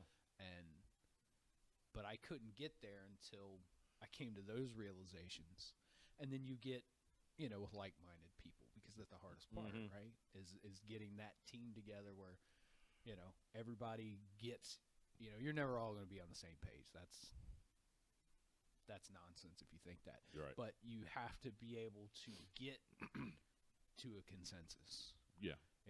Pull in the same direction. Yeah, and you have to be able to take criticism, and that's hard sometimes. And ego. Yeah, you were talking about ego earlier. It's the same thing. It's like, well, no, this is something I wrote, and there's nothing wrong with it. Well, right. When you have somebody say, well, listen, I can't sing over that, so we've got to figure something out. When you work with people, and you've got that's the cool part about being in a band, when it doesn't go to the bad aspect of that give and take, that push and shove, or whatever you want to call it. It's cool when you have that give and take, and the end product is better than what it was when you initially had the idea, which tends to happen with these folks that I play with now, that are all immensely talented in their own ways, and they make me better, and that's, I looked for that my whole life. Yeah. Every band I've either been in or been around, but I could narrow it down to just bands I've been in. If they fell apart, it boiled down to a power struggle. Yeah. Period. It wasn't because of just saying it wasn't good enough or whatever. It was somebody fighting for maybe as much power as they deserved, but didn't want to share it. And ego again. Ego's big. I deal with that less and less as I play with people, old asses like me, because nobody has delusions anymore that they just want to play. Warner Brothers is going to come in and sign us up for a 7-album deal, and we're going to go on. Nobody has that delusion anymore. No. So now you're there because you want to have a good time. Right. You just want to play, and and that's the thing. Like we talked about this year and the insanity of it, and how weird everything's been. It's like, if I didn't have that outlet, I'd be in a very, very different place. You know what I mean? Like, to just be able to sit and, do something creative in the middle of all this nonsense it's very therapeutic. Even if you're just doing that, like, it doesn't even have to be for anything. Just to do something, to make something, to create something, right? Like, I don't know where I would be mentally without that. Now, with me, it's, I have this thing where I'll get this feeling like I need to do something, or I need to work on something, or I need to make something, but I don't know what it is, because I dabble in a lot of things, you know what I mean? Like, I do music, and I write, and I do my best to try, paint, or, do art or whatever, but sometimes I'll get this gnawing feeling, and it'll start, and then it'll just, for weeks, until I figure out what it is that I need to make, it'll just bother me, and I'll feel anxious, and I'll pace, and I'll just think about what is it that I need. I'm feeling like I need to work on something, but I don't know what it is, so I got to try all these different things until I figure it out. Right. And sometimes it's music, and sometimes it's some painting I want to do, or a picture I want to draw, and sometimes it's a story I want to start, or but that stuff keeps you, once you dial it into what you're trying to do, like, it keeps you from, like, I always say, it keeps you from, like, jumping off of something high, right? It's like it's therapeutic. It gives you something to focus on that isn't that nonsense or whatever. And for me, that's how it manifests. Like, I'm not one of those types of people that just, they wake up on Tuesdays, I'm going to sit down and write a song today. No, I am can't not do either. that. No, I can't. Like, I'll go for months and months and months and have nothing. Yeah, and then inspiration will just strike. And then I'll have 2 or 3 things, and then now luckily for us in Undone, my drummer, he's prolific when it comes to stuff like that. Like, he can sit down. He's like, I'm going to work on music today. And he'll write 3 things in a day. And all 3 of them are pretty damn cool. So it's cool to have somebody like that around, because he plays guitar, he plays drums, you know, he does all of our, like, he does all the engineering, the record, like him and Tim work together and they do all the engineering and the recording and the mixing and the mastering and all that stuff. We do all that stuff in-house.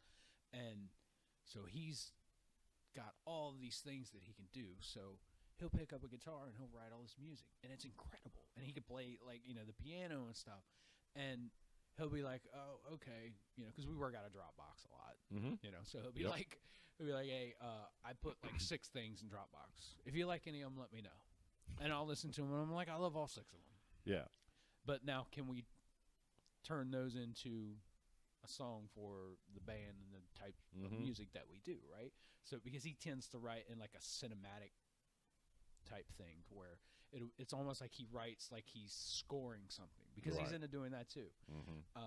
So I may have to take it and be like, okay, I like this, but we need to arrange it now, right? So then we take this and we repeat that, and then we do this here, you know. So, but the point of that is that he has such an output that it will make up for those dry times that I have. Right. You know, to where, you know, I wrote something, but the last time I wrote something was like 6 months ago. But he'll have a couple things that we can work on in the interim, and then something will hit. Which is still creative. Yeah. Because you're taking something that's in its infancy stage and you're shaping it. Yeah. And I'll take there's a few of our songs that we do, and there's some of our better ones that he wrote them. Like, he wrote the guitar on them. Yeah. And I was just like, that's cool as shit. You need to show me that. Right. And then we'll sit in the floor, and he'll pick up a guitar, and I'll sit across from him, and he'll teach it to me. And then I'll go off, and then the next week or whenever the next time is we get together, then I'll play it the way I play it. And then, you know, we're off and running. So that's a hell of a luxury to have with him. But oh yeah, absolutely. You know, that I'm hot and cold when it comes to creativity. You know. And sometimes it sucks, you know, because you want to come up with something, or you want to do something, but it's just not there. You can't force it. Yeah, right. You're spinning your wheels. Now, Crystal, she lives in the Columbus area still. Yeah, she. It's funny about her is she was, when we first got with her. It was just Tim and I, had. We had played in bands and stuff for years together. You know that. Oh, yeah. And we had gone through these different incarnations where, you know, sometimes Tim was playing guitar, sometimes Tim was playing bass.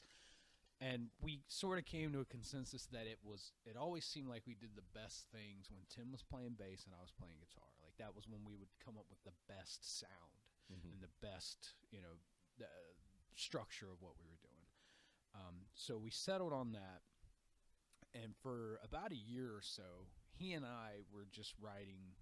We were working on a few songs at his condo and spare time or whatever. And this was real early in, I want to say that was around 2011 or 12. It was a while ago, because I remember it, yeah. Yeah, and he had just started learning how to record on the PC. So, you know, we've moved from the recording units to the, you know, I think we were using Cubase, I think. And before that, you're using what, like an 8-track? Yeah, on the cassette. Yeah, you get like the 8-track or yeah, because I sold you my Porta Studio. Yeah. My Tascam, yeah. Yeah, so we you know, for years we used those, and then he started getting into that. So we started to piece together a few things. And, you know, I started putting out ads and looking at ads and stuff, you know, like on Craigslist and different things, and I mean, you know how fruitful that can be. Yeah. And but actually, Crystal did answer an ad on Craigslist, and this had been after, you know, 2 or 3 people that I had talked to that had either flaked out or didn't turn out or whatever, and I was getting kind of aggravated, and I was just happy she answered the ad.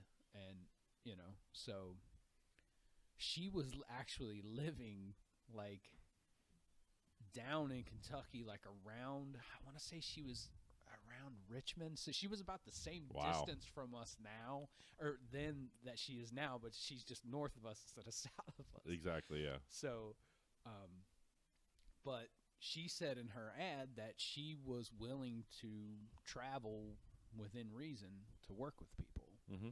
So I sent her a demo of a couple things that Tim and I had been working on that we had just been piecing together. Like I was writing on a sequencer a lot, so I had piano parts, and Tim was, he was piecing things together, and he was learning on the job. You know what I mean? So we would figure things out, and then we'd make it sound a little better, and we'd make it sound a little better, and so we were going through that.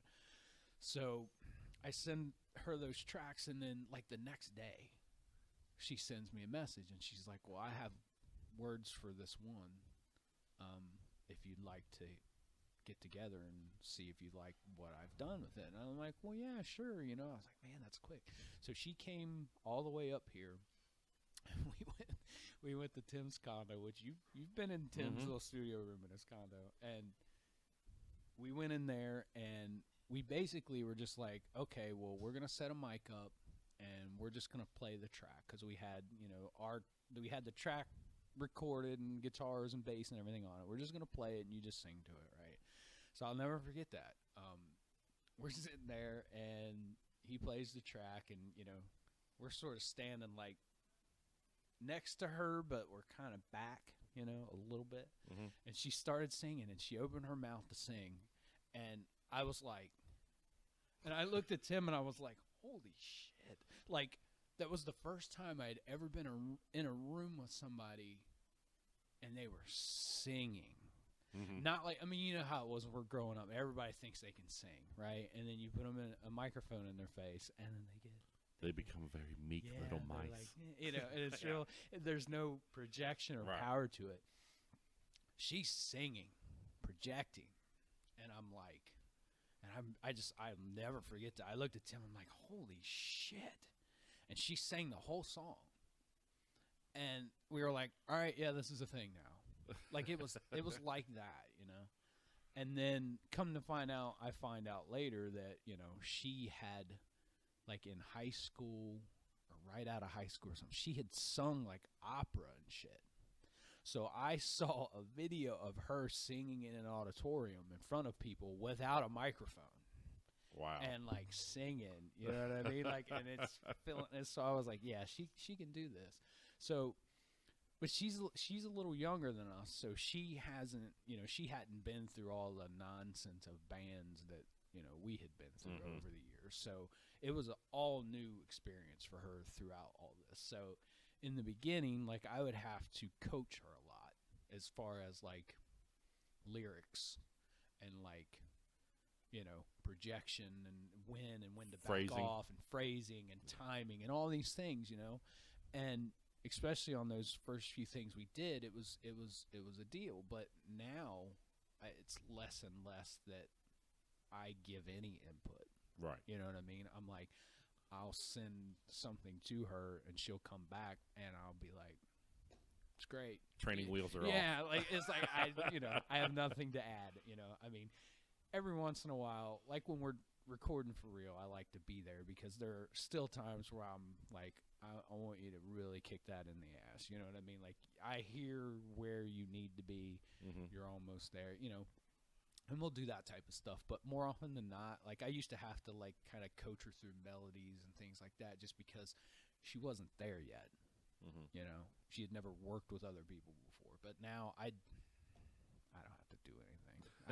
I have the easiest job with this. Like, now, how long was she with you before Merlin jumped in? She was with us, I want to say that was in 12. That was 2012. And then we got in contact with Merlin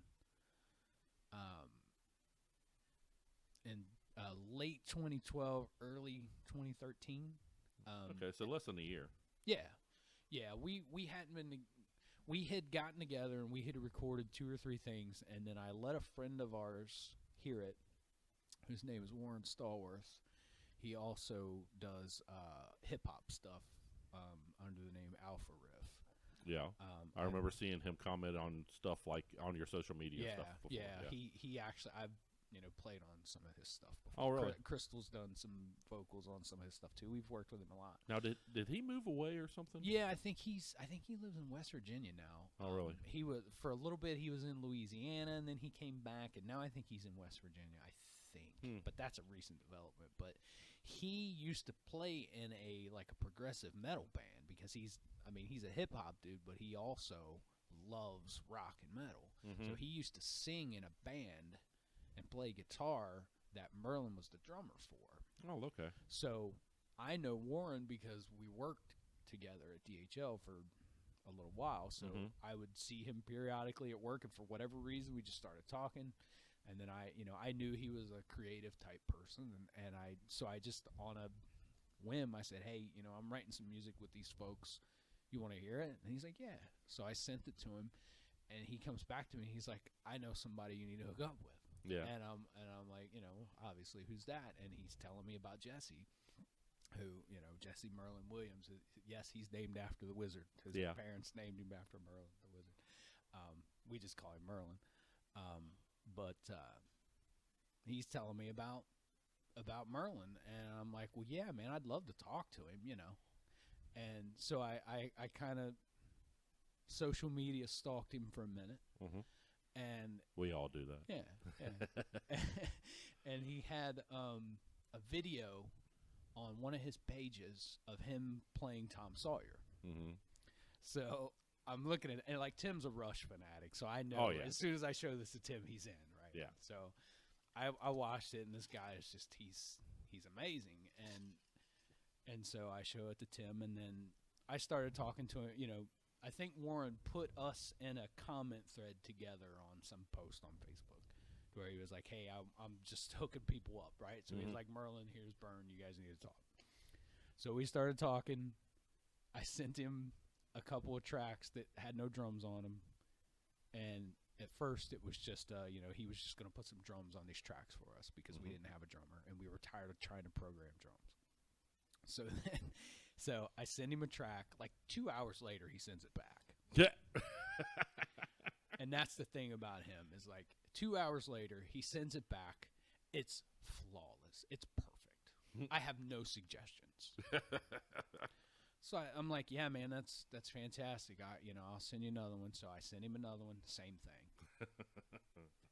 Next day or whatever, I send him another one. Sends it back really quick. It's perfect. And then he's like, so do you guys need a drummer? And I'm like, yeah, we actually kind of do. And he was like, all right, well, let's get together and play or whatever, and we'll see what happens. So me and Tim load all the shit up, and we go down to Merlin. Well, we go up to Merlin's. He's in Delhi. And we get in a room with him, and it was the same kind of thing as it was with Crystal. We played for, 15, 20 seconds. I looked at Tim, and I was like, yep, it was that quick.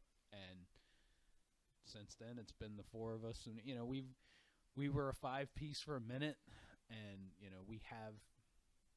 Oh yeah, you had Mr. Brandon Cooper. Yeah, he did guitars and keyboard. Yeah, I he think. played some keys and stuff. Brandon's just one of those dudes. He's so busy, and he had, especially at that time, he had so many things going on. He just didn't have the time, and so we went back to being a 4-piece. And there are days I wish we had another guitar player, and then there are days where I'm okay with it. It's one of those things that we've kind of flip-flopped on. Yeah. But it's been the four of us, and like I said, things have been pretty cool for us.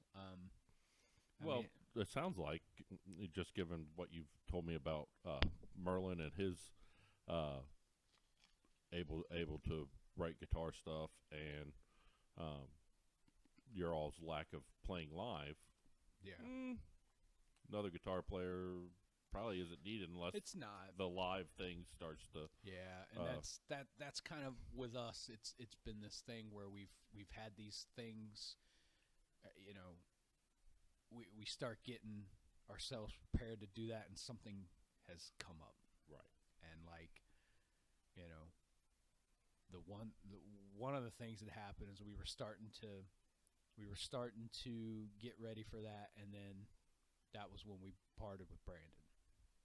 And then pretty soon after that, we had a disaster in the studio that we had set up at Merlin's where there was a busted pipe, and we lost the entire studio. We had to redo.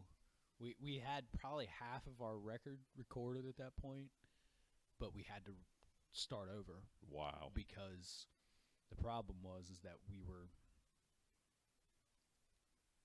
when we first started recording it, we were doing it the old school way, where we were putting a cabinet in a room with mics and we were recording. Then we lost that studio room. So then we never could replicate the sound again, and I was just not happy with it. And I was like, well, this sounds completely different than the 3 that we finished, and I don't like it. There's not a consistency to it. So then we had to start all over with that. So that took forever. And then, you know, we've had these things happen. Now the biggest thing is COVID. We haven't been in the room together playing since February. Yeah, every musician I know, with a couple of exceptions, my band, we rehearse. Yeah. But we haven't played a show since midsummer, when things kind of got started loosening up. Yeah. And then it over the last couple of months, and none of the bars want to book, right? Because they can't count on it, right? And right now, we have shows booked for the Saturday after Thanksgiving. Yeah. And then the very next Saturday, I think it's a Saturday, December 5th. So 2 weeks in a row. Yeah. Given the numbers right now, I don't think either one's going to happen. I don't either. And that, like with us, we're kicking around demos and stuff now. We were not going to work on anything new. We were working on a set list. We were tightening our set list up. We were going to do we were getting like that solid 30, 35 minutes to open, right? We'll open for anybody, whatever. And that's where we were when all this started. And then it was just like months and months of just doing nothing. And then you're sitting around and it's like, well, you're going to pick up an instrument and start writing. And so one thing turned into two things. So now we've got like I think we may be up to 6 or 7 tracks demo-wise that we're kicking around now. So now we're talking about, well, I guess we're shifting gears again, and we're going to start working on these things to maybe record something again, because what else are we going to do, So that's where we are with that right now. Like, we've just been putting things in Dropbox and working on things, and we're all set up to record, at least demo quality stuff remotely now. So that's where we are, and, it is what it is, but I mean, there's not really anything else you can do right now. One of the frustrating things for me is, like with my band, the lead singer Zach and the lead guitarist Jordan, for one reason or another, places are still not as much as before, but way more than they're booking full bands or booking acoustic gigs. Yeah. So they're not playing as much as they were before, but they're playing a hell of a lot more than the full bands are. Yeah. Now, Southgate House Revival over there in Newport this weekend was Iron Fest. Yeah. And Smoke Healer played Friday, and now I think they're playing here in about an hour or so to fill in for a band that had to cancel last minute. Oh, really? Yeah. But we went to see Smoke Healer play for benefit for Southgate House Revival, because places like that, whether you have bands or not, the electric company doesn't care. No, the water, the sewer, none of them care. So I don't know if you've been to that building or not, but it's a big building. Yeah, it's been a little while since I've been over there, but yeah, I've been there. Yeah, I mean, there's 3 there's the little bar, there's the main hall, which is the old church, right, and then there's another place upstairs. Yeah. So, excuse me, but they're putting on shows, but they're being as careful as they can be to even be open. Everybody's, and I've seen the old Annie's. I think it's called Riverfront Live. It now. is. Yeah, that's where Blake Yeah. Our buddy Blake, he runs sound and Yeah. stuff for them. Mhm. So yeah, I've seen a little bit how they're doing things. Yeah, you're at your Yeah. own. Like at Riverfront Live, they actually have the rail or the gate like Yeah. you would have up in front of the stage. To Yeah. keep, they coordinate it off. Mhm. You got your own little Yeah. square You don't want to square.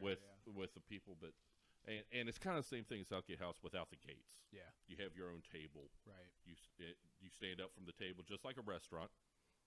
You throw the mask on. Right. And maybe there are some people that don't like that idea, but at least the way Southgate is doing it and Riverfront, you're in no more risk doing that at Southgate than you are at a restaurant Yeah. where you have to wear your mask until you're seated. Right. Yeah, it's the same concept. Right. I go back and forth on whether that whole thing that they're doing with the taking your mask off when you sit down and putting it back up. I don't know how much that's really doing, but It's I think a lot of it. Think a lot of it's for optics to make it look good. yeah. Because I don't think anybody has really good, definite idea on how to get a handle on this in the first place. So. No, and I mean that's that whole thing. We haven't. My wife and I haven't been in a restaurant since all this. Like, Yeah. because I've got to be careful with her. I don't. And that's the thing I really respect about you guys. Yeah, you want everybody to comply, but America, as a general rule, is a rebellious people in the first place. We started as rebels, Yeah. We are the embodiment of fucking Rage Against the Machine. Fuck you, I won't do what you tell me. And the American people are nice for a short period of time, but after a while, they get tired of things pretty easy. Yeah, it's But you have a wife that is more susceptible than the average person. yeah, So she keeps her ass out of it as much as possible. absolutely. And I really respect that because I hear from a lot of other people, because they are more susceptible, they want everybody to kowtow to everything they want. Yeah, People got to make a living.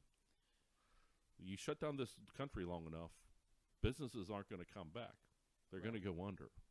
There's got to be a way for people to make money and be able to put food on the table, pay rent, pay water, pay electric, because the bill's still running regardless of whether the virus is here or not. it's funny because I was talking a little bit about this with some friends today, and my thing about it is that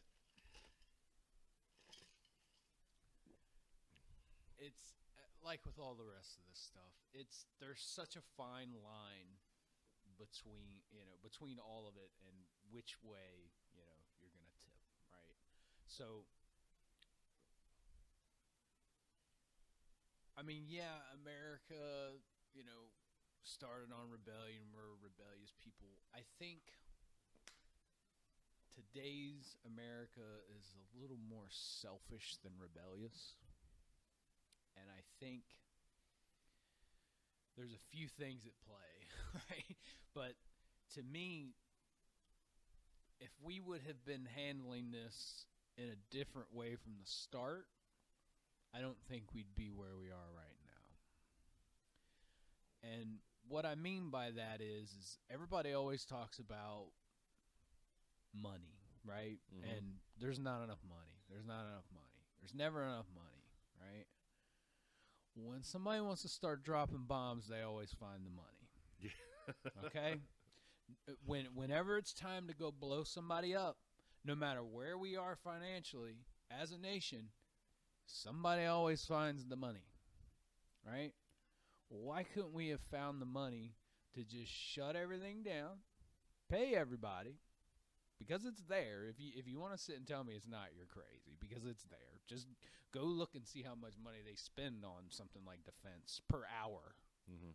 So if we'd have just been able to do that for a couple weeks, a month, or whatever, and just make it to where everybody's going to make it as reasonably as we can. People are going to get enough money to pay their bills. People are going to get enough money to keep the lights on just for this short period of time.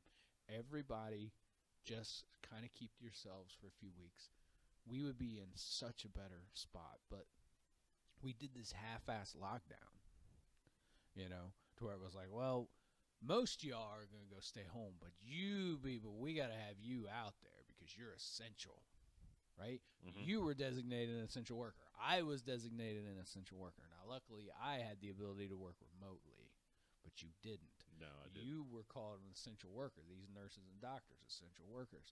People working at a grocery store, essential workers, right? So everybody's not staying home. And then you have the people that just don't care and just want to do what they want to do and don't want to be told what to do. Mm-hmm. So it was all kind of done like in a half-assed manner to where we were always going to end up here. We were going to end up here back in March when all this started. This is where we were going to be. And if you look, everything is on an uptick again. Now, there can be, people can throw out 10 or 15 reasons for that. But here we are, right? Yeah, that's a good point. And I hadn't thought about it like that. And the thing that always alarms me about it that I've paid attention to from the entire, the whole deal is not so much case numbers, but hospitalizations. That's an indicator, right? Mm-hmm. Look at your hospitalization numbers right now. They are going through the roof. Yeah. And that is alarming, Mm-hmm. Doctors Without Borders is working in the United States right now. Doctors Without Borders goes to countries that have no infrastructure to help people. Yeah, the Congo, places like that. Yeah. Right, where they're over there writing things in the dirt. Mm-hmm. Right? And they're focusing on our country, the wealthiest, most powerful country on the planet. It's just, it's mind-blowing to me. And you can call that, whatever you want to call it. But like I said, whenever they want to start dropping bombs, they find the money.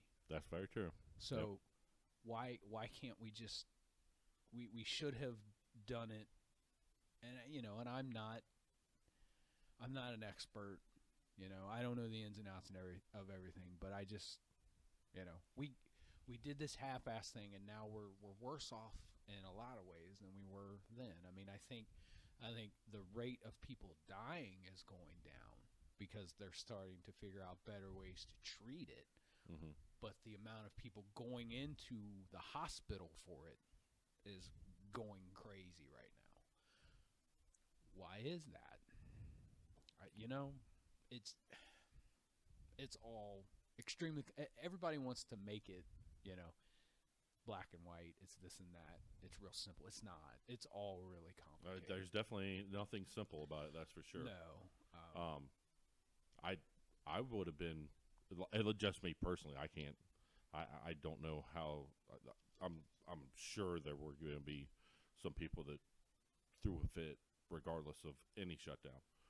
But had they, our government came to us when it first got here and we needed to put a clamp on it. Yeah. If they had basically just shut the whole flipping country down for a specific amount of time, I think I would have been all aboard with that. Yeah. But that just, it wasn't the way it was. No. You heard different things from everybody. Yeah. On both sides of the aisle. It was just, well, of course, it's politicians, and they're going to say, well, if I say this, that might get me reelected or not reelected. That's the end game. It doesn't matter blue, red. Yeah. Their business is getting votes. Yeah. They're remaining where they are. They're gonna further whatever angle they have to get to that. Mm-hmm. Yeah, and I can talk about it now because I don't work for them currently. I was a drug and alcohol counselor for convicted felons. Yeah.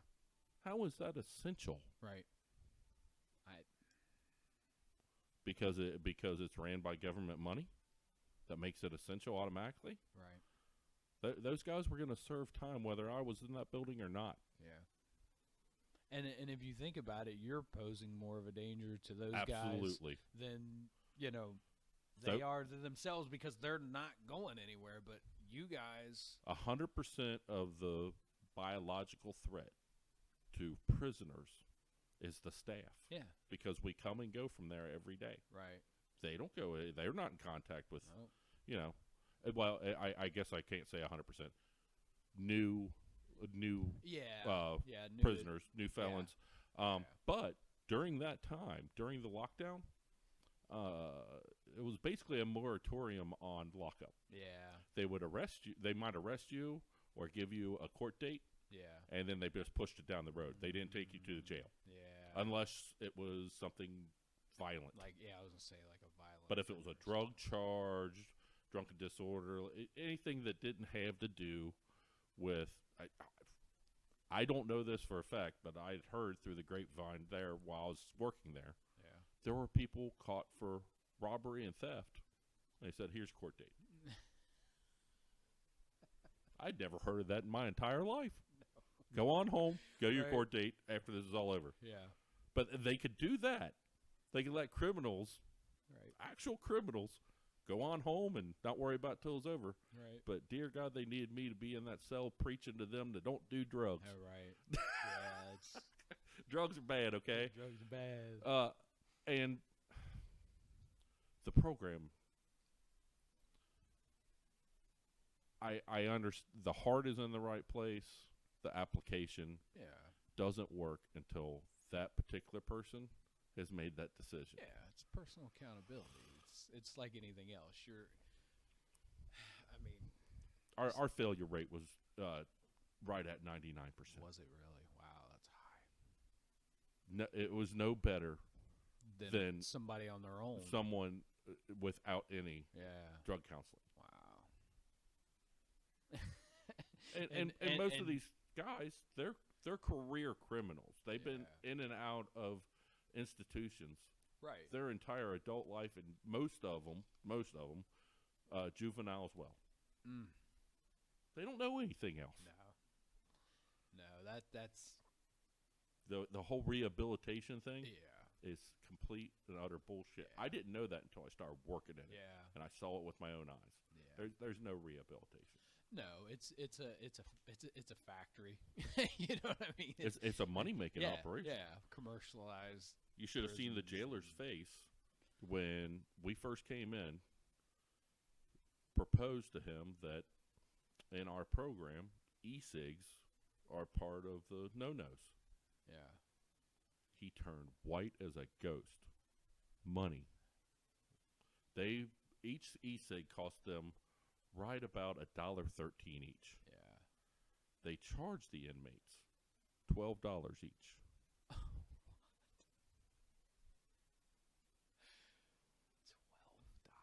That jailer was able to make sure the e-cigs stuck around. Yeah.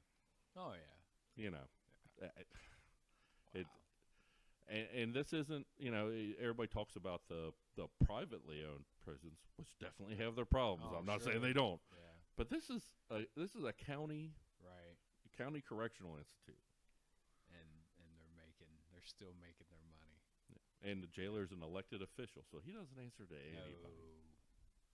I'm sure that was an eye opener. Wow. Yeah. So anyway, changing gears, I wanted to ask you about I should have had my notes in front of me. The indie magazine. Because we've talked a million times since you've been writing for these people, but I've done very little talking to you about this magazine. What's the name of it? It's called Total Order. Okay, yeah. It's based out of New Jersey. Yeah. And I,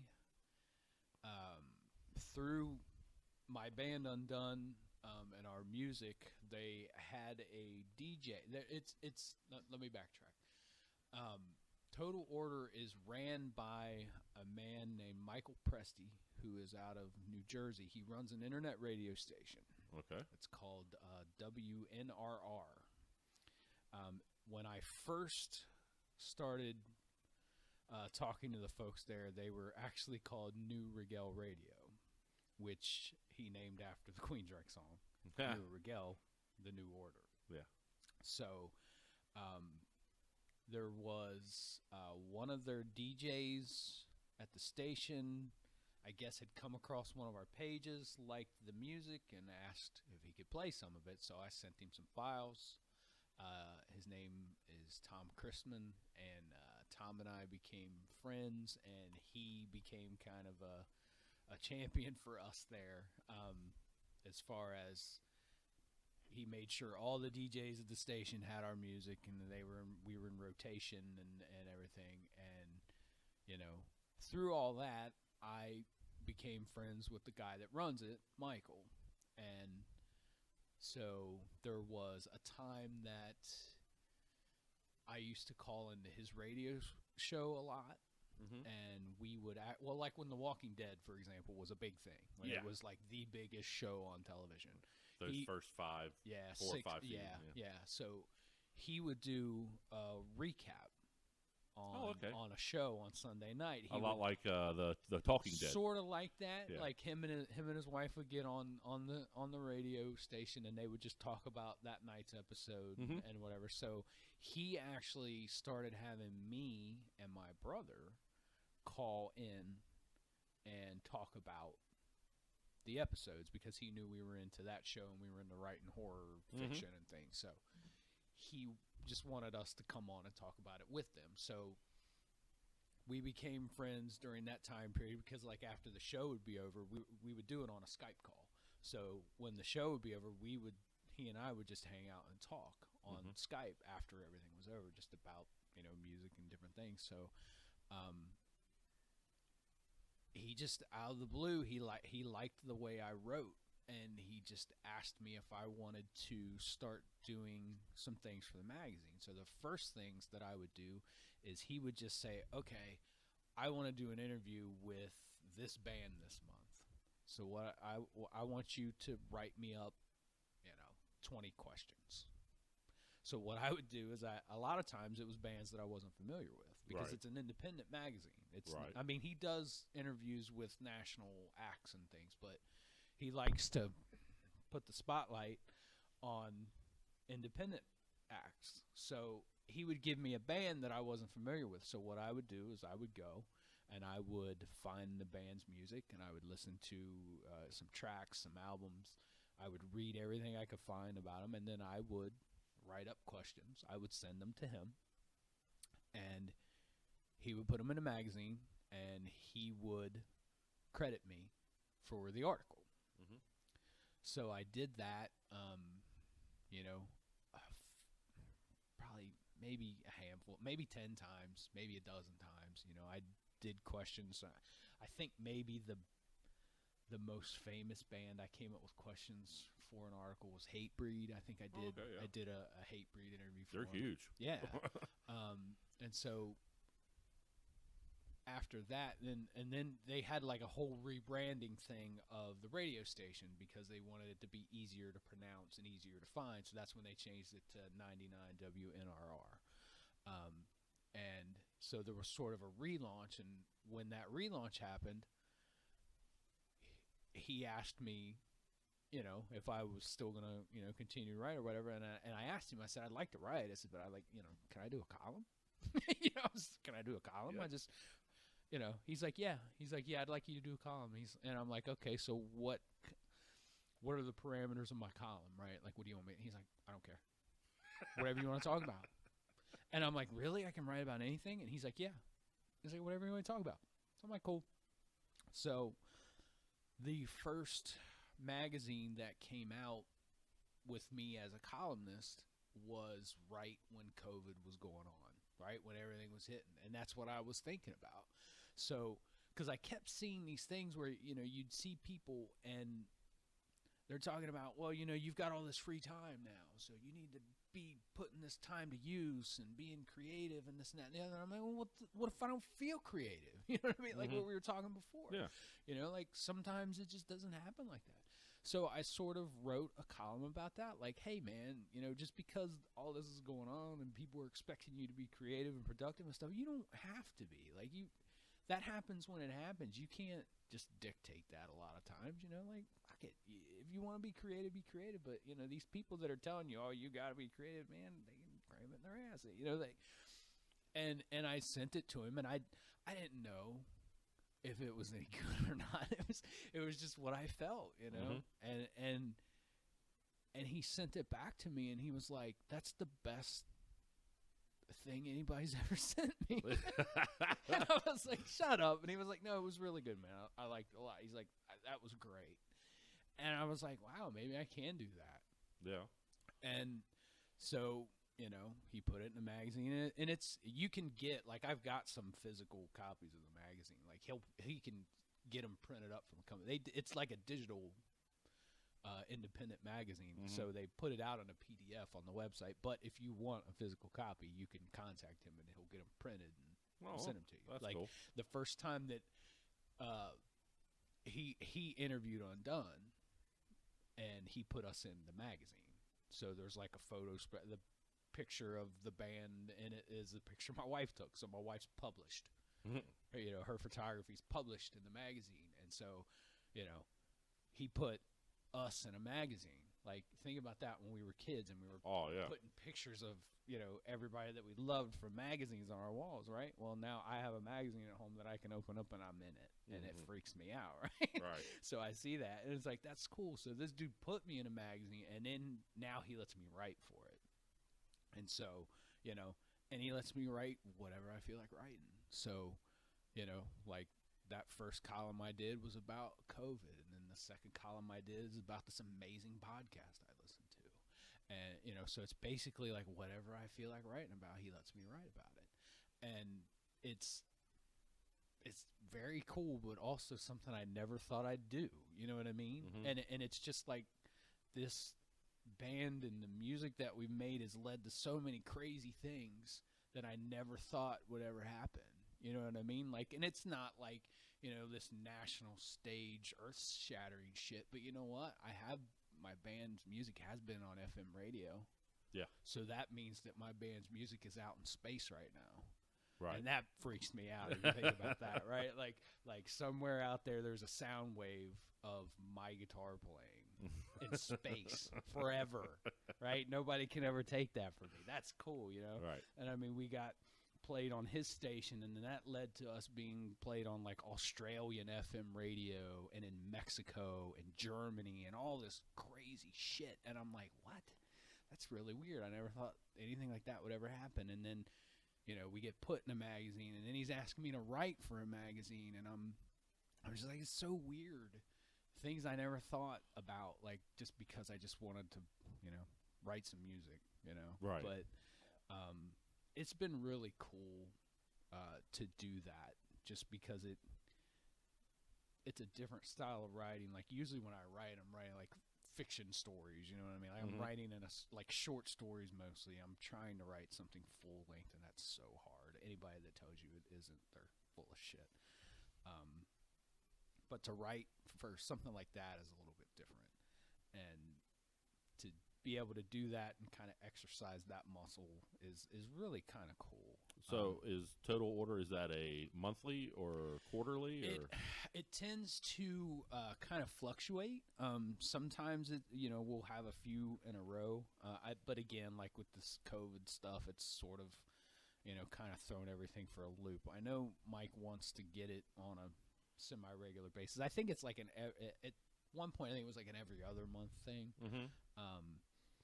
But it's been about a month since our last issue.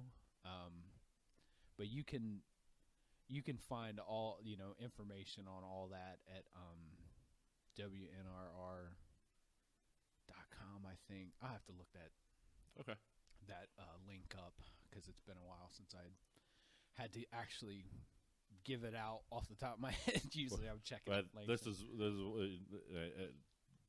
for those listening, this is the first podcast I've done for the Rahe Mountain Saloon podcast, but I am putting out the bat signal now. I don't know if you listen to Joe Rogan's podcast, but everybody's listening out there, but I need a Jamie. I need somebody, to look that up sits everything behind that daggone computer, and when we get stuck on something, right, type, pull it up. Right. Like, what is that link? And you pull that up, you give it to me, and then you shut up. Yeah, right. That's what I love that guy. He is. Most people that know me know I'm a big Joe Rogan fan. Yeah. Especially of his podcast. Yeah. That he struck gold when he got Jamie. Well, kid is. It's nice to be able to just kind of have the stream of consciousness and talk, and then have somebody sort of working, over there for anything that you may have incorrect or any, Right. And there's a lot of times where he has a, in Joe Rogan's case, and that's one of the things I really respect about the guy. He'll be talking, and then it kind of occurs to him, I might be talking on my ass. Right. Jamie, will you pull that up and see if Yeah, that's right or not? yeah. I feel like it's right, but I think I might be talking on my ass too. Right. Like, figure that out. Right. Yeah. And that's another thing. There's a lot of things from Joe's podcast that I want to emulate on this one. And one of them is a streaming conversation that isn't edited, isn't cut up. Yeah. It's right there, warts and all. Right. And I find something refreshing about that. And I think, just in my opinion, the podcast sensation that has happened is news has become more and more and more, especially since cable news first came out. Yeah. 30-second sound bites. Oh, yeah. You can't get to know anybody in 30 seconds. No. What they really believe, what they really think. Right. You wouldn't. Okay, I guess I shouldn't pigeonhole this too much, but for the most part, nobody would meet somebody for 30 seconds and say, "Okay, I'll marry you." Right. And okay, maybe voting isn't as life altering, every Right. year as getting married, but Right. it sure helps to know who the hell you're cashing your ballot for, Yeah. or buying your album from, Right. or Right. if you're a piece of shit, it's hard to hide if you're talking for 2 or 3 hours. Yeah. And also, if you're a really cool guy with a lot to offer, it's hard to hide that if you're talking to him for 3 hours. Yeah. I mean, that's the thing. We live in such a, that 30-second soundbite world, that instant gratification. Everything is instant. You get it now, and then it's like, oh, that's the most awful thing, and then you move right to the next most awful thing or the next best thing. Sometimes people just need to have a chance to breathe, Mm-hmm. and to stretch out, and it's just such a weird time. We've seen, I say this a lot, like the lives of our fathers and their fathers before them and their fathers before them, like that span of time, there wasn't a whole lot of shift. There were like little incremental steps forward. Yeah, the progress was slow. Yeah, like my dad's life wasn't that far removed from his dad's life. Right. Yeah, there were things that were different and things moved a little bit ahead, but it wasn't that different, right? The shift that we've seen between our fathers and our children Mm-hmm. it's mind-numbing Right. when you think about it. And I think it's only going to get faster. Yeah. I think the words exponentially. Yes. It just keeps timesing upon itself. Yes. Yeah. Man, I can't imagine just 20 years from now, No. which is still, knock on wood, our health stays. Right. We're going to be alive in 20 years, and we might be living on a freaking desolate landscape of Maybe. freaking Mad Max. Yeah. Or That was supposed to happen next year, by the way. Mad Max Oh, is it? 2021. So, Right. 2020 Well, shaping up. yeah, We might be on it looks like we're right on schedule. Yep. Absolutely. Or we might be freaking the Jetsons. I don't know. I don't know, man. It's hard to even imagine where things are going to be in 20 years, given what we've seen in the last 20 and how fast it's moved. It was just like there's just a point where that switch got hit, and it's been like a locomotive ever since. And the one thing I always say is I'm so glad I'm not young. Mm-hmm. I'm so glad I didn't grow up in this age because it was hard enough growing up when we were growing up. I can't imagine growing up and having to deal with, social media and things. It's like, on the one hand, there's, we've coddled them too much and all that, and we can get into that, but they also deal with a completely different set of circumstances than we could have even imagined. And I try to keep that in mind when I'm dealing with my stepkids, and especially my youngest. It's like, I wouldn't want to be a young woman growing up in 2020. You know what I mean? Like that's a whole different, set of circumstances. I think that because of social media and things of that nature, the kids are becoming crippled to in-person type of how do I put it just interactions face to face, because that's not the majority of their time. No, like you said, our fathers for the history of man has the majority of interaction with other humans has been in person. And that is for the first time in history. That's not the case anymore. Yeah. That's an odd thing for them, but I do think it's like, they catch a lot of shit.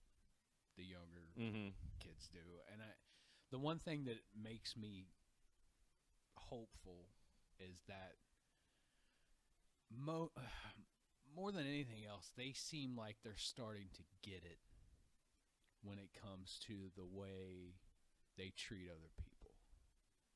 You know what I mean? Because I can remember even when we were growing up,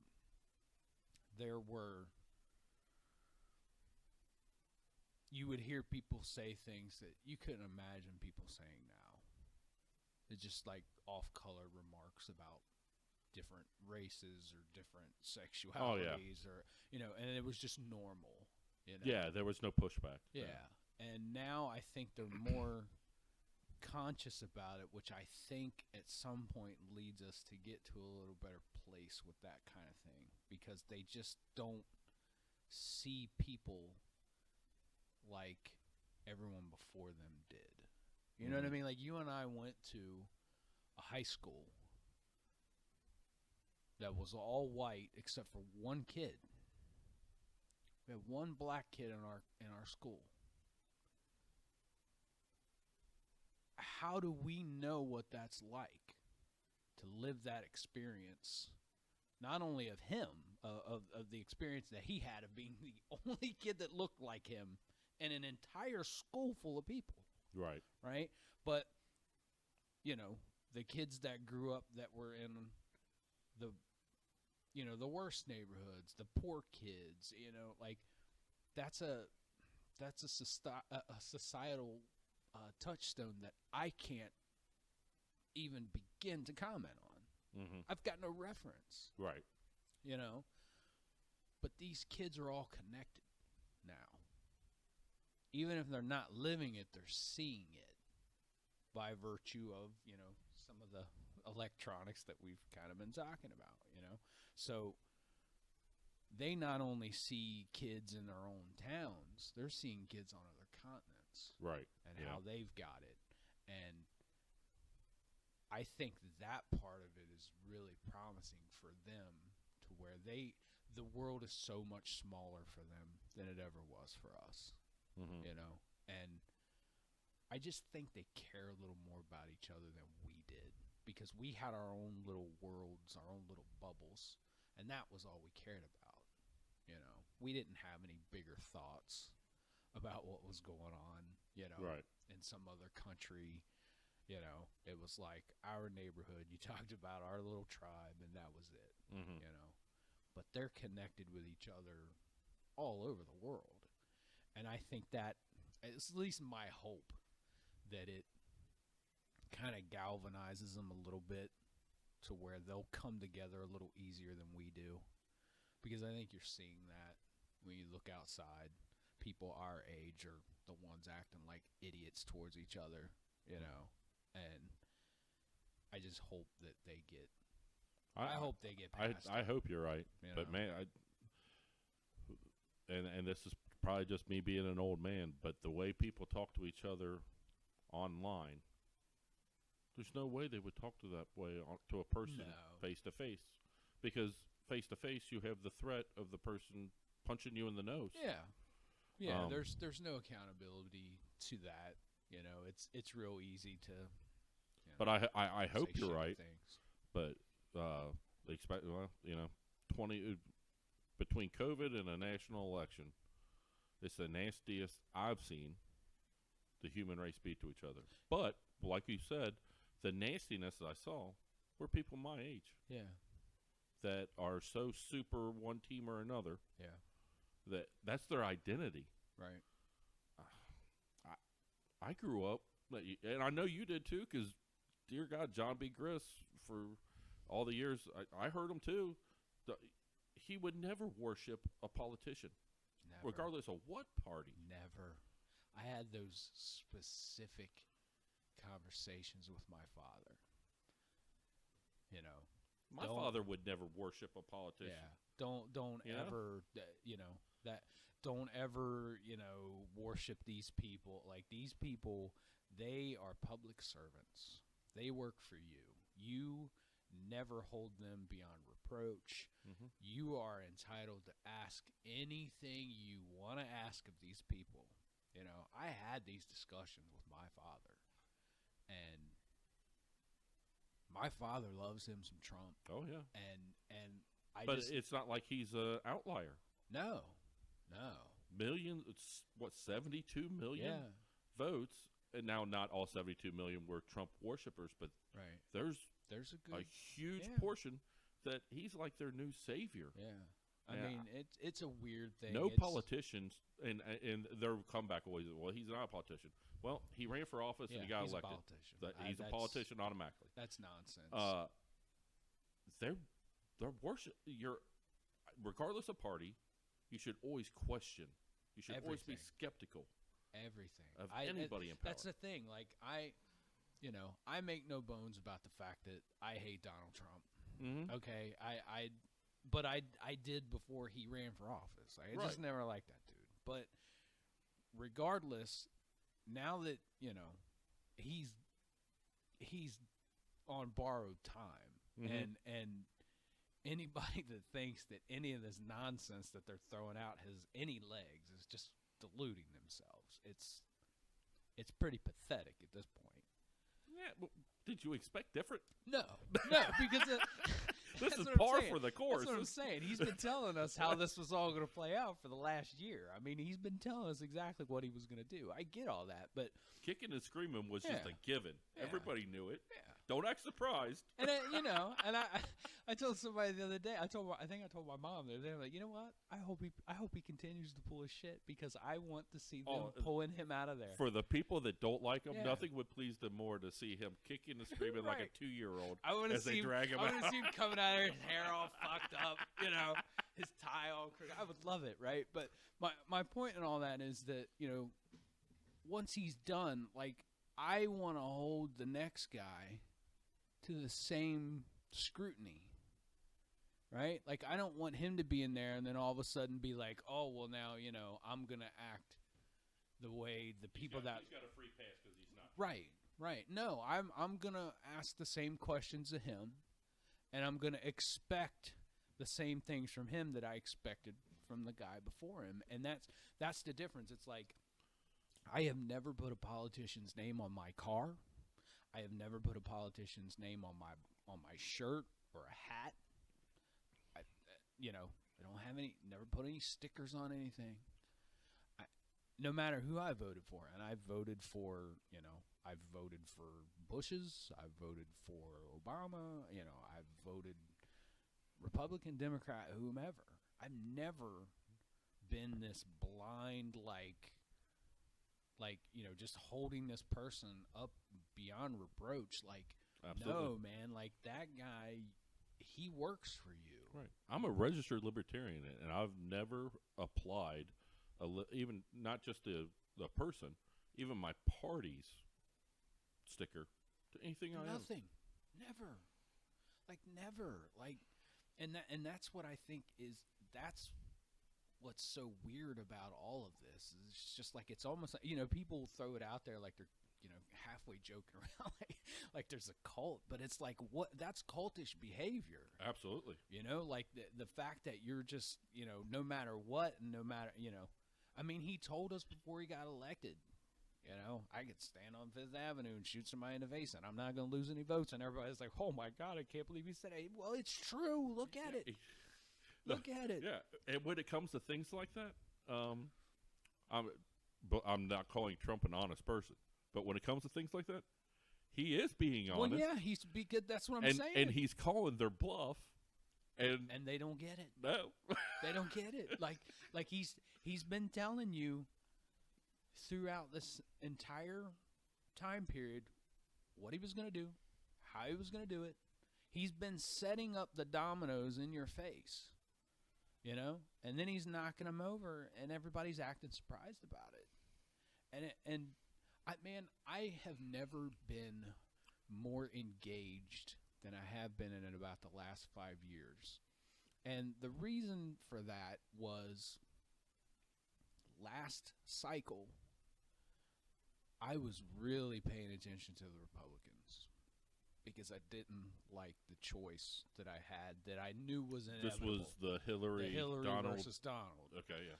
But this was, we all knew Hillary was going to get shoehorned in. We knew this. They were going to make it happen no matter what. We knew that. There was no way Hillary could lose. So I knew that was going to be my choice over there. So I'm sitting and I watched every debate on the Republican side. Like every time they were on TV, like I was dialed in because I'm sitting there going, please somebody give me someone to vote for that isn't her. Because I just don't like her. Right. And that's why we are where we are, because a lot of people just had a dislike of her.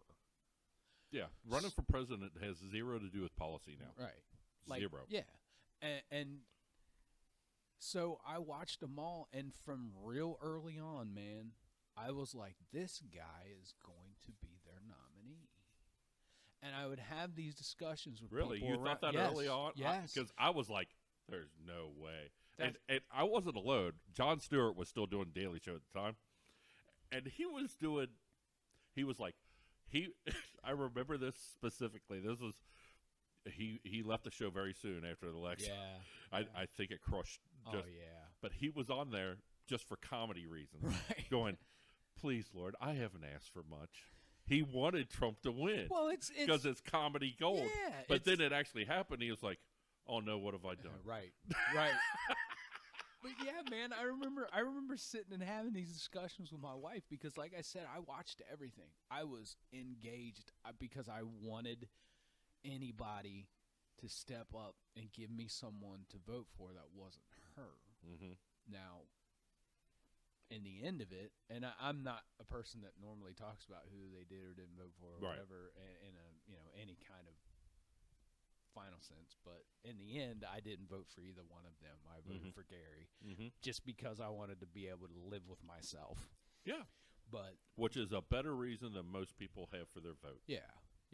So that's just my was it so my people tell you it's a waste of vote. What I just didn't want to feel shitty about myself, right? So just to interject here, when somebody tells you you're wasting your vote,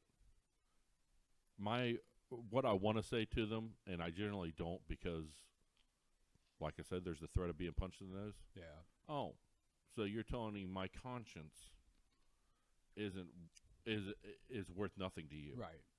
Because my conscience means a lot to me. If yours doesn't, I hate to say what kind of moral compass you have. Right. My conscience means yeah. I gotta like the person I see in the mirror. Yeah, and that was why I did that. But all leading up to that, I was hoping anybody would come forward, and I'm watching it, and I'm watching the spectacle of it, right?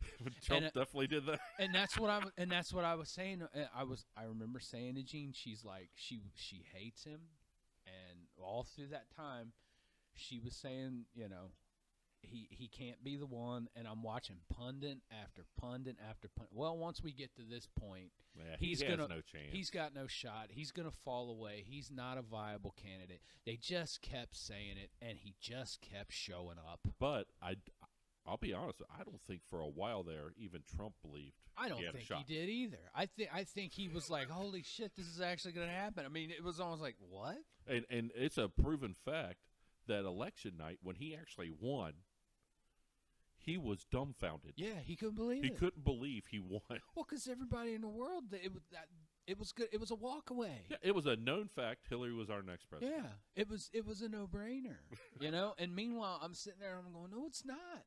I was watching. I was down in the basement, and Jean was upstairs, and she couldn't watch it. She couldn't watch it, and I'm like, he's gonna do it. Like he's doing this. Like, and everybody said that he's not going to. And I mean, I watched it happen. I watched it from the start, man. And I'm just like, this is like, it was like that cult of personality happening right in front of your eyes. And I'm like, this is a thing. This is gonna happen. And it did. And you know what it's become is just so odd to me. You know, that it's just,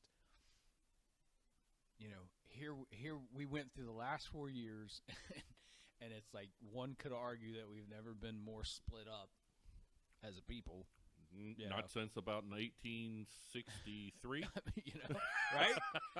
Right? So it's like, I wouldn't say that this has been a good thing for the country, you know. So Biden's not my guy. You know, he wasn't my choice. But like I've said to some of my friends who we've had these discussions, I feel like we got to get back to the ground floor before we start making any progress. We've got to get back to square zero before we can get back to square one, square two, square three, because it's been a sideshow. Regardless of, I mean, just go outside and look around. Everything's a mess, you know? So we got to get back to, I don't want to say get back to business as usual or normalcy, because I don't think that's coming, but we've got to get back to like a level pitch, right? Well, before we can start. I'm not sure. I'm afraid normal pitch isn't feasible. You may be right about until the tribalism thing goes away. Yeah, I mean, there's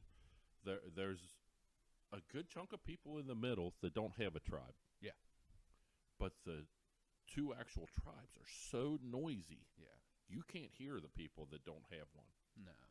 No, and that's the problem that you get into with that. I don't have a solution on how to get the tribalism to. I don't either. I mean, people that get paid a hell of a lot more than you or I will ever get paid don't have the answers to that. You know, I don't know, man. Like, the older I get, you know, you're supposed to get more. They say you get more conservative the older you get. Yeah. I haven't gotten more conservative.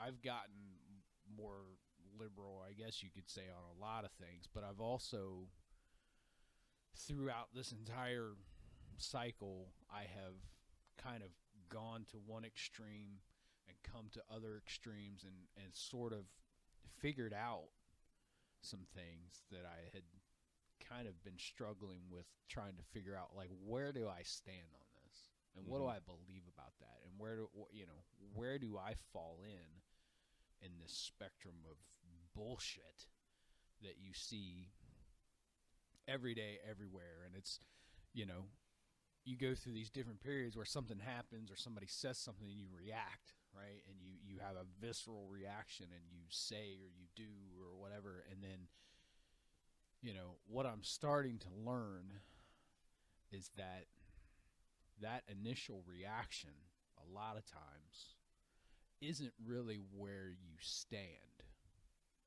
You know what I mean? Like, you see something and then you just react to it and you start talking about it, but then you're not taking everything into account when you do that. You're just acting in the immediate moment. You know? So it sounds exactly like Facebook. Yeah. People see something posted. Right. And before they even take 5 minutes to research anything. Just start spewing Yeah. whatever they're feeling over whatever that headline is. Right. And then you get you get into that mode where you're constantly reacting. Well, you've got to think and you've got to listen and learn too. Because one of the things that probably you and I would have had a very different discussion about even a year or two ago would be things about Second Amendment stuff, for example. There was a point where I was all the way on the other side of that. Like, we need to look at this. We need to, we need to change some shit, whatever. England doesn't have guns. Why do we need guns? Right. Things like that. Yeah. And I've come around on a lot of that. And it's from nothing other than talking to people like you, listening to people talk about the subject. Colin Noir, I think you listen to. Yeah, I've listened to him on a couple of different things, and he's really made me think about things in a different way than is what is presented normally on one side or the other. Yeah, I think his voice resonates with a lot of people that may be anti-Second Amendment or whatever you want to label that as. Yeah, because he's not coming from a point of Hillbilly Jim. Yeah, and his West Virginia trailer. Yeah, it's a different perspective on it, for sure. But it boils down to just the way somebody talks about things and makes you look at something from another perspective. Like when all this stuff started going down after they murdered George Floyd in the street in Minnesota, or it was Minneapolis, wasn't it? Yeah, it was Minneapolis. So the immediate reaction is the visceral one. That's murder in front of us. Well, we need to do something about this. So I was going towards the extreme of that argument. And then I started to listen to people, and I started to think about it, right? And I started to watch and see what's happening. And I came around on that because I was all in on, we need to reimagine this shit. This isn't working. This is wrong. We need to defund and reimagine whatever the police as you know it. And that's where I was. But then I started to read things. I started to listen to people talk. I started to ask people questions and talk to them and have like a back and forth. And I've come to a different place on that now. To where I'm like, no, I don't want them to defund them. I want them to give them more resources. I want them to give them less to do. Because that, to me, is the problem that the police force faces now. They have too much to do. They're called for everything. We need those guys to have as much resources as they can have. And that's not just they need better vehicles and better guns. Oh, no. They need mental health resources to deal with the awful shit that they see on a day-to-day basis that would mess up any normal person. And, I don't think that most of those guys that go into that job have ill intent. I think the job changes people. And I think they don't have ways of dealing with that. I mean, yeah, there's a certain portion of people that go into it for the wrong reason, but that's everything. Sure. But most of those cats just want to do what they do and serve their community, and they want to go home at night. So we need to give them better resources to not only handle the job, but the consequences of the job. And then we need to give them less to do. They have too much to do. They shouldn't be called for, this homeless dude's wandering around in the street. Why does a cop need to come and take care of that guy? I don't have all the answers on that. I don't know how you move forward, but that's where I think the conversation needs to go. How do we change that to where these guys don't have so much to do and they've got more resources, better training? They should have recurrent training for like different things, techniques and, all of the shit they got to deal with. They should have resources that help them be a better police officer, and that should be something that's ongoing. You know what I mean? Mm-hmm. Like, it shouldn't just be where you go through the academy and then you're on the force, and then that's kind of it. And you have these intermittent things that, maybe if there's something new, you have training on it, but you don't go back and revisit things. And then you go through this high stress thing day after day after day, and you see awful shit, and you see the worst of humanity. And there's a certain fear to that job. Every interaction is generally at least, almost every single interaction is that person's at least worst day that week, month, year, possibly life. Possibly their life, yeah. And that's every interaction of every waking moment you're on the clock. Yeah, yeah. And it's that's the thing that I think we as America, we fall into this trap where we've been told our entire lives that we do everything better than anybody's ever done it in the history of the world, and nobody will ever do anything better than us, right? Right. That's nonsense. Exceptionalism. Yeah, we have a lot of that. And I feel like, yes, we do a lot of shit really great, but there's some things, it doesn't make me less of an American that I look at my country and say, there's some shit we could do better than this. We're Absolutely. supposed to be better than this. Yeah. And I think that gets me more than anything, because now there's almost this association where, like, if you love that flag, then you're a certain way. And then if you're like me, to where you say, hey, I think we could do some things better, well, then I hate that flag. No, that's my flag too. Yeah. That's my flag too.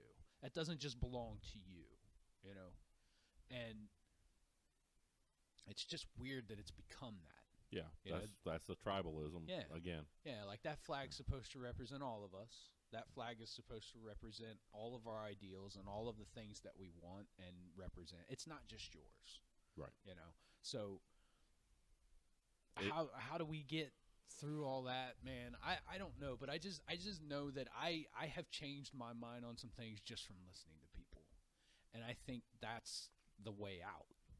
The way out is listening to people that have experiences that are not like your own. Mm-hmm. Because think about most people in their circle of friends. They're all the same people. They all look the same. They all like the same shit. They all go to the same places. Mm-hmm. You don't have any reference for someone who is outside that circle that lived a different experience that you lived. And until you start having interactions with people like that, you can't come around to a different way of thinking. Because that's the big thing, the echo chamber, right? Everybody talks about the echo chamber today. Mm-hmm. Living in that bubble of just getting the same feedback that you're putting out. Yep. Well, that applies to people's experiences too. Yep. You have to listen to someone else talk about, well, maybe when you grew up in the neighborhood that you grew up, it was like this for you, but for me, it wasn't. This is, America isn't all the same experience for everyone. So America might have been great for me growing up, and it was for the most part, but I didn't grow up the way some other folks did, and for them, it might not have been so great. And they should be able to tell you about that, and you should be able to listen to each other and come to that middle. But we've kind of, we've drawn the line, and we've gone to either side. And, from what I see, all the people that are red are racist white people who love their guns and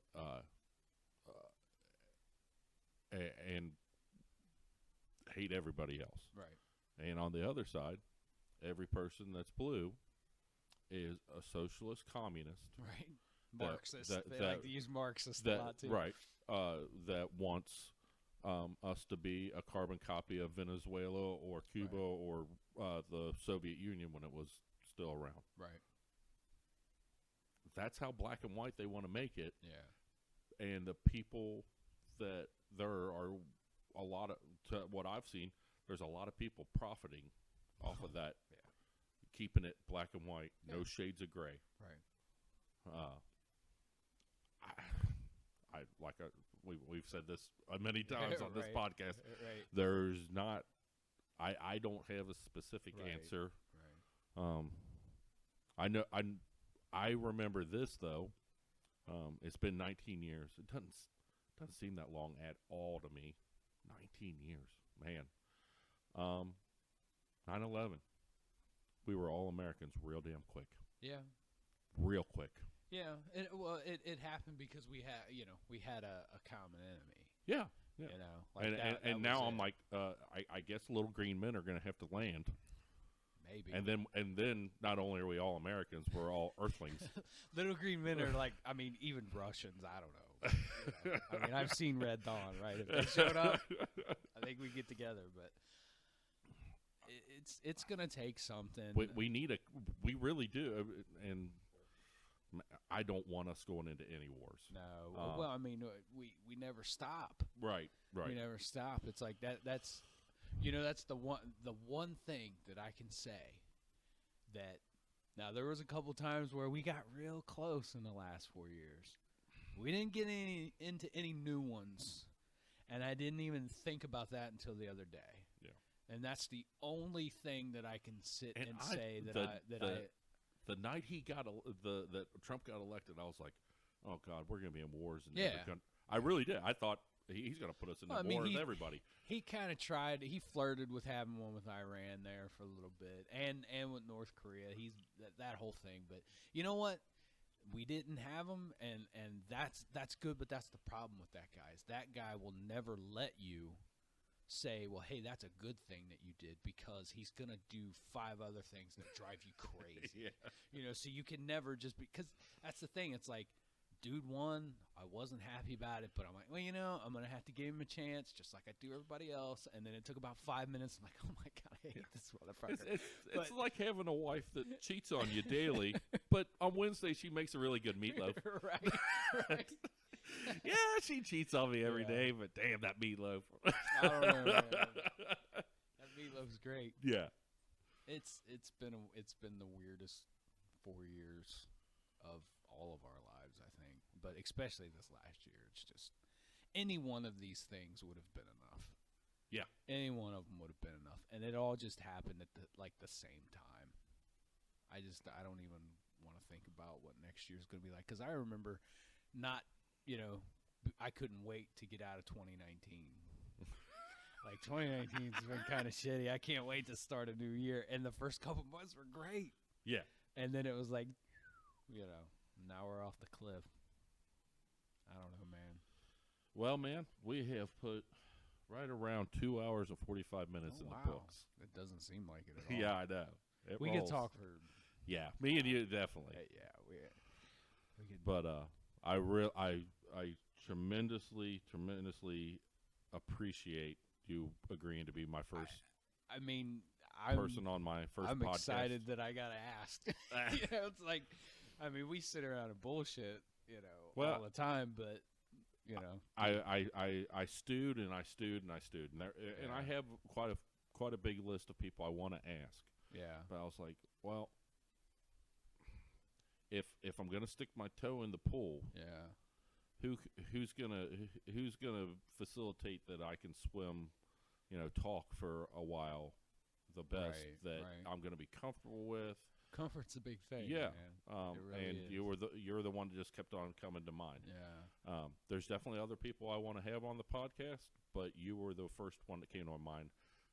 This is going to be a comfortable thing because me and Bernie have long form conversations just about every time we talk. Yeah. Unless one of us has to go and do something. Yeah. It's a 2 or 3 hour. Yeah, it's like we're talking about dumb shit for 3 hours. Like, geez, I can't believe we've been, on the phone that long or whatever. But. Right, and I'm sure we'll definitely do this again because we didn't get into all our shenanigans as teenagers, crash and burn, 88, and all that stuff. So that definitely just part 1 of however many parts. However many. I mean, I'll do this anytime you want. I'll just come and hang out and talk. I don't care. Awesome. I enjoy having conversation like this. I mean, I've wanted to. Me and Tim and I have talked about starting a podcast 100 times. I can't tell you how many friends I have talked to, or not even friends, acquaintances, Yeah, I'm thinking about doing a podcast, and I was, and the more I thought about it, I was like, well, what all do I have to do to really, what equipment do I have to have, blah, blah, blah. Right. I started looking it up. I was like, that's it? For real? I mean, shit, man. And all these people haven't pulled the trigger yet? Yeah, some people just do them on their phones. Like, it's Yeah, like, yeah, and I thought about that, but I thought, I got the musical equipment, the mics, and, I got the interface here that somebody gave me for free. Yeah. Actually, Chris McFarland gave me that for free. Shout out to Chris. Thank you. Thank you, Chris. Why not? I have everything. Why not? So I did a couple test runs for 5 minutes here, 10 minutes there, just to see that the equipment was working. And now, hopefully, we'll see. God knows how many gigs this is, but I gotta upload it to YouTube and then just get the audio cut out and put it on some other stuff. So when I have the list of all the formats it'll be on, I will announce it on the Facebook page, which will be Rahe Mountain Saloon Podcast on Facebook. I don't have an actual website as of yet. We'll see how it goes. Well, yeah, and I'll give you all the links to all the nonsense I'm involved in. Yeah, do that for me. You can put that on the page. That that way people can absolutely come and see Undone and New Order. And, I mean, I know the Undone stuff is pretty easy to find if you want to look on Facebook or Instagram or Twitter or anything. It's always at We Are Undone. And I think I can't remember what the Facebook is, but you can find links to, like, if you find it on Instagram, there's a link tree and it's got all that stuff. And I'll send you the link for Total Order and all that, because Mike will kick my ass if I don't get that right. Yeah. But yeah, man, it's been a good time, and I'll come back anytime. Awesome. I appreciate it, man. Thank you, sir. Talk to you all later. Later.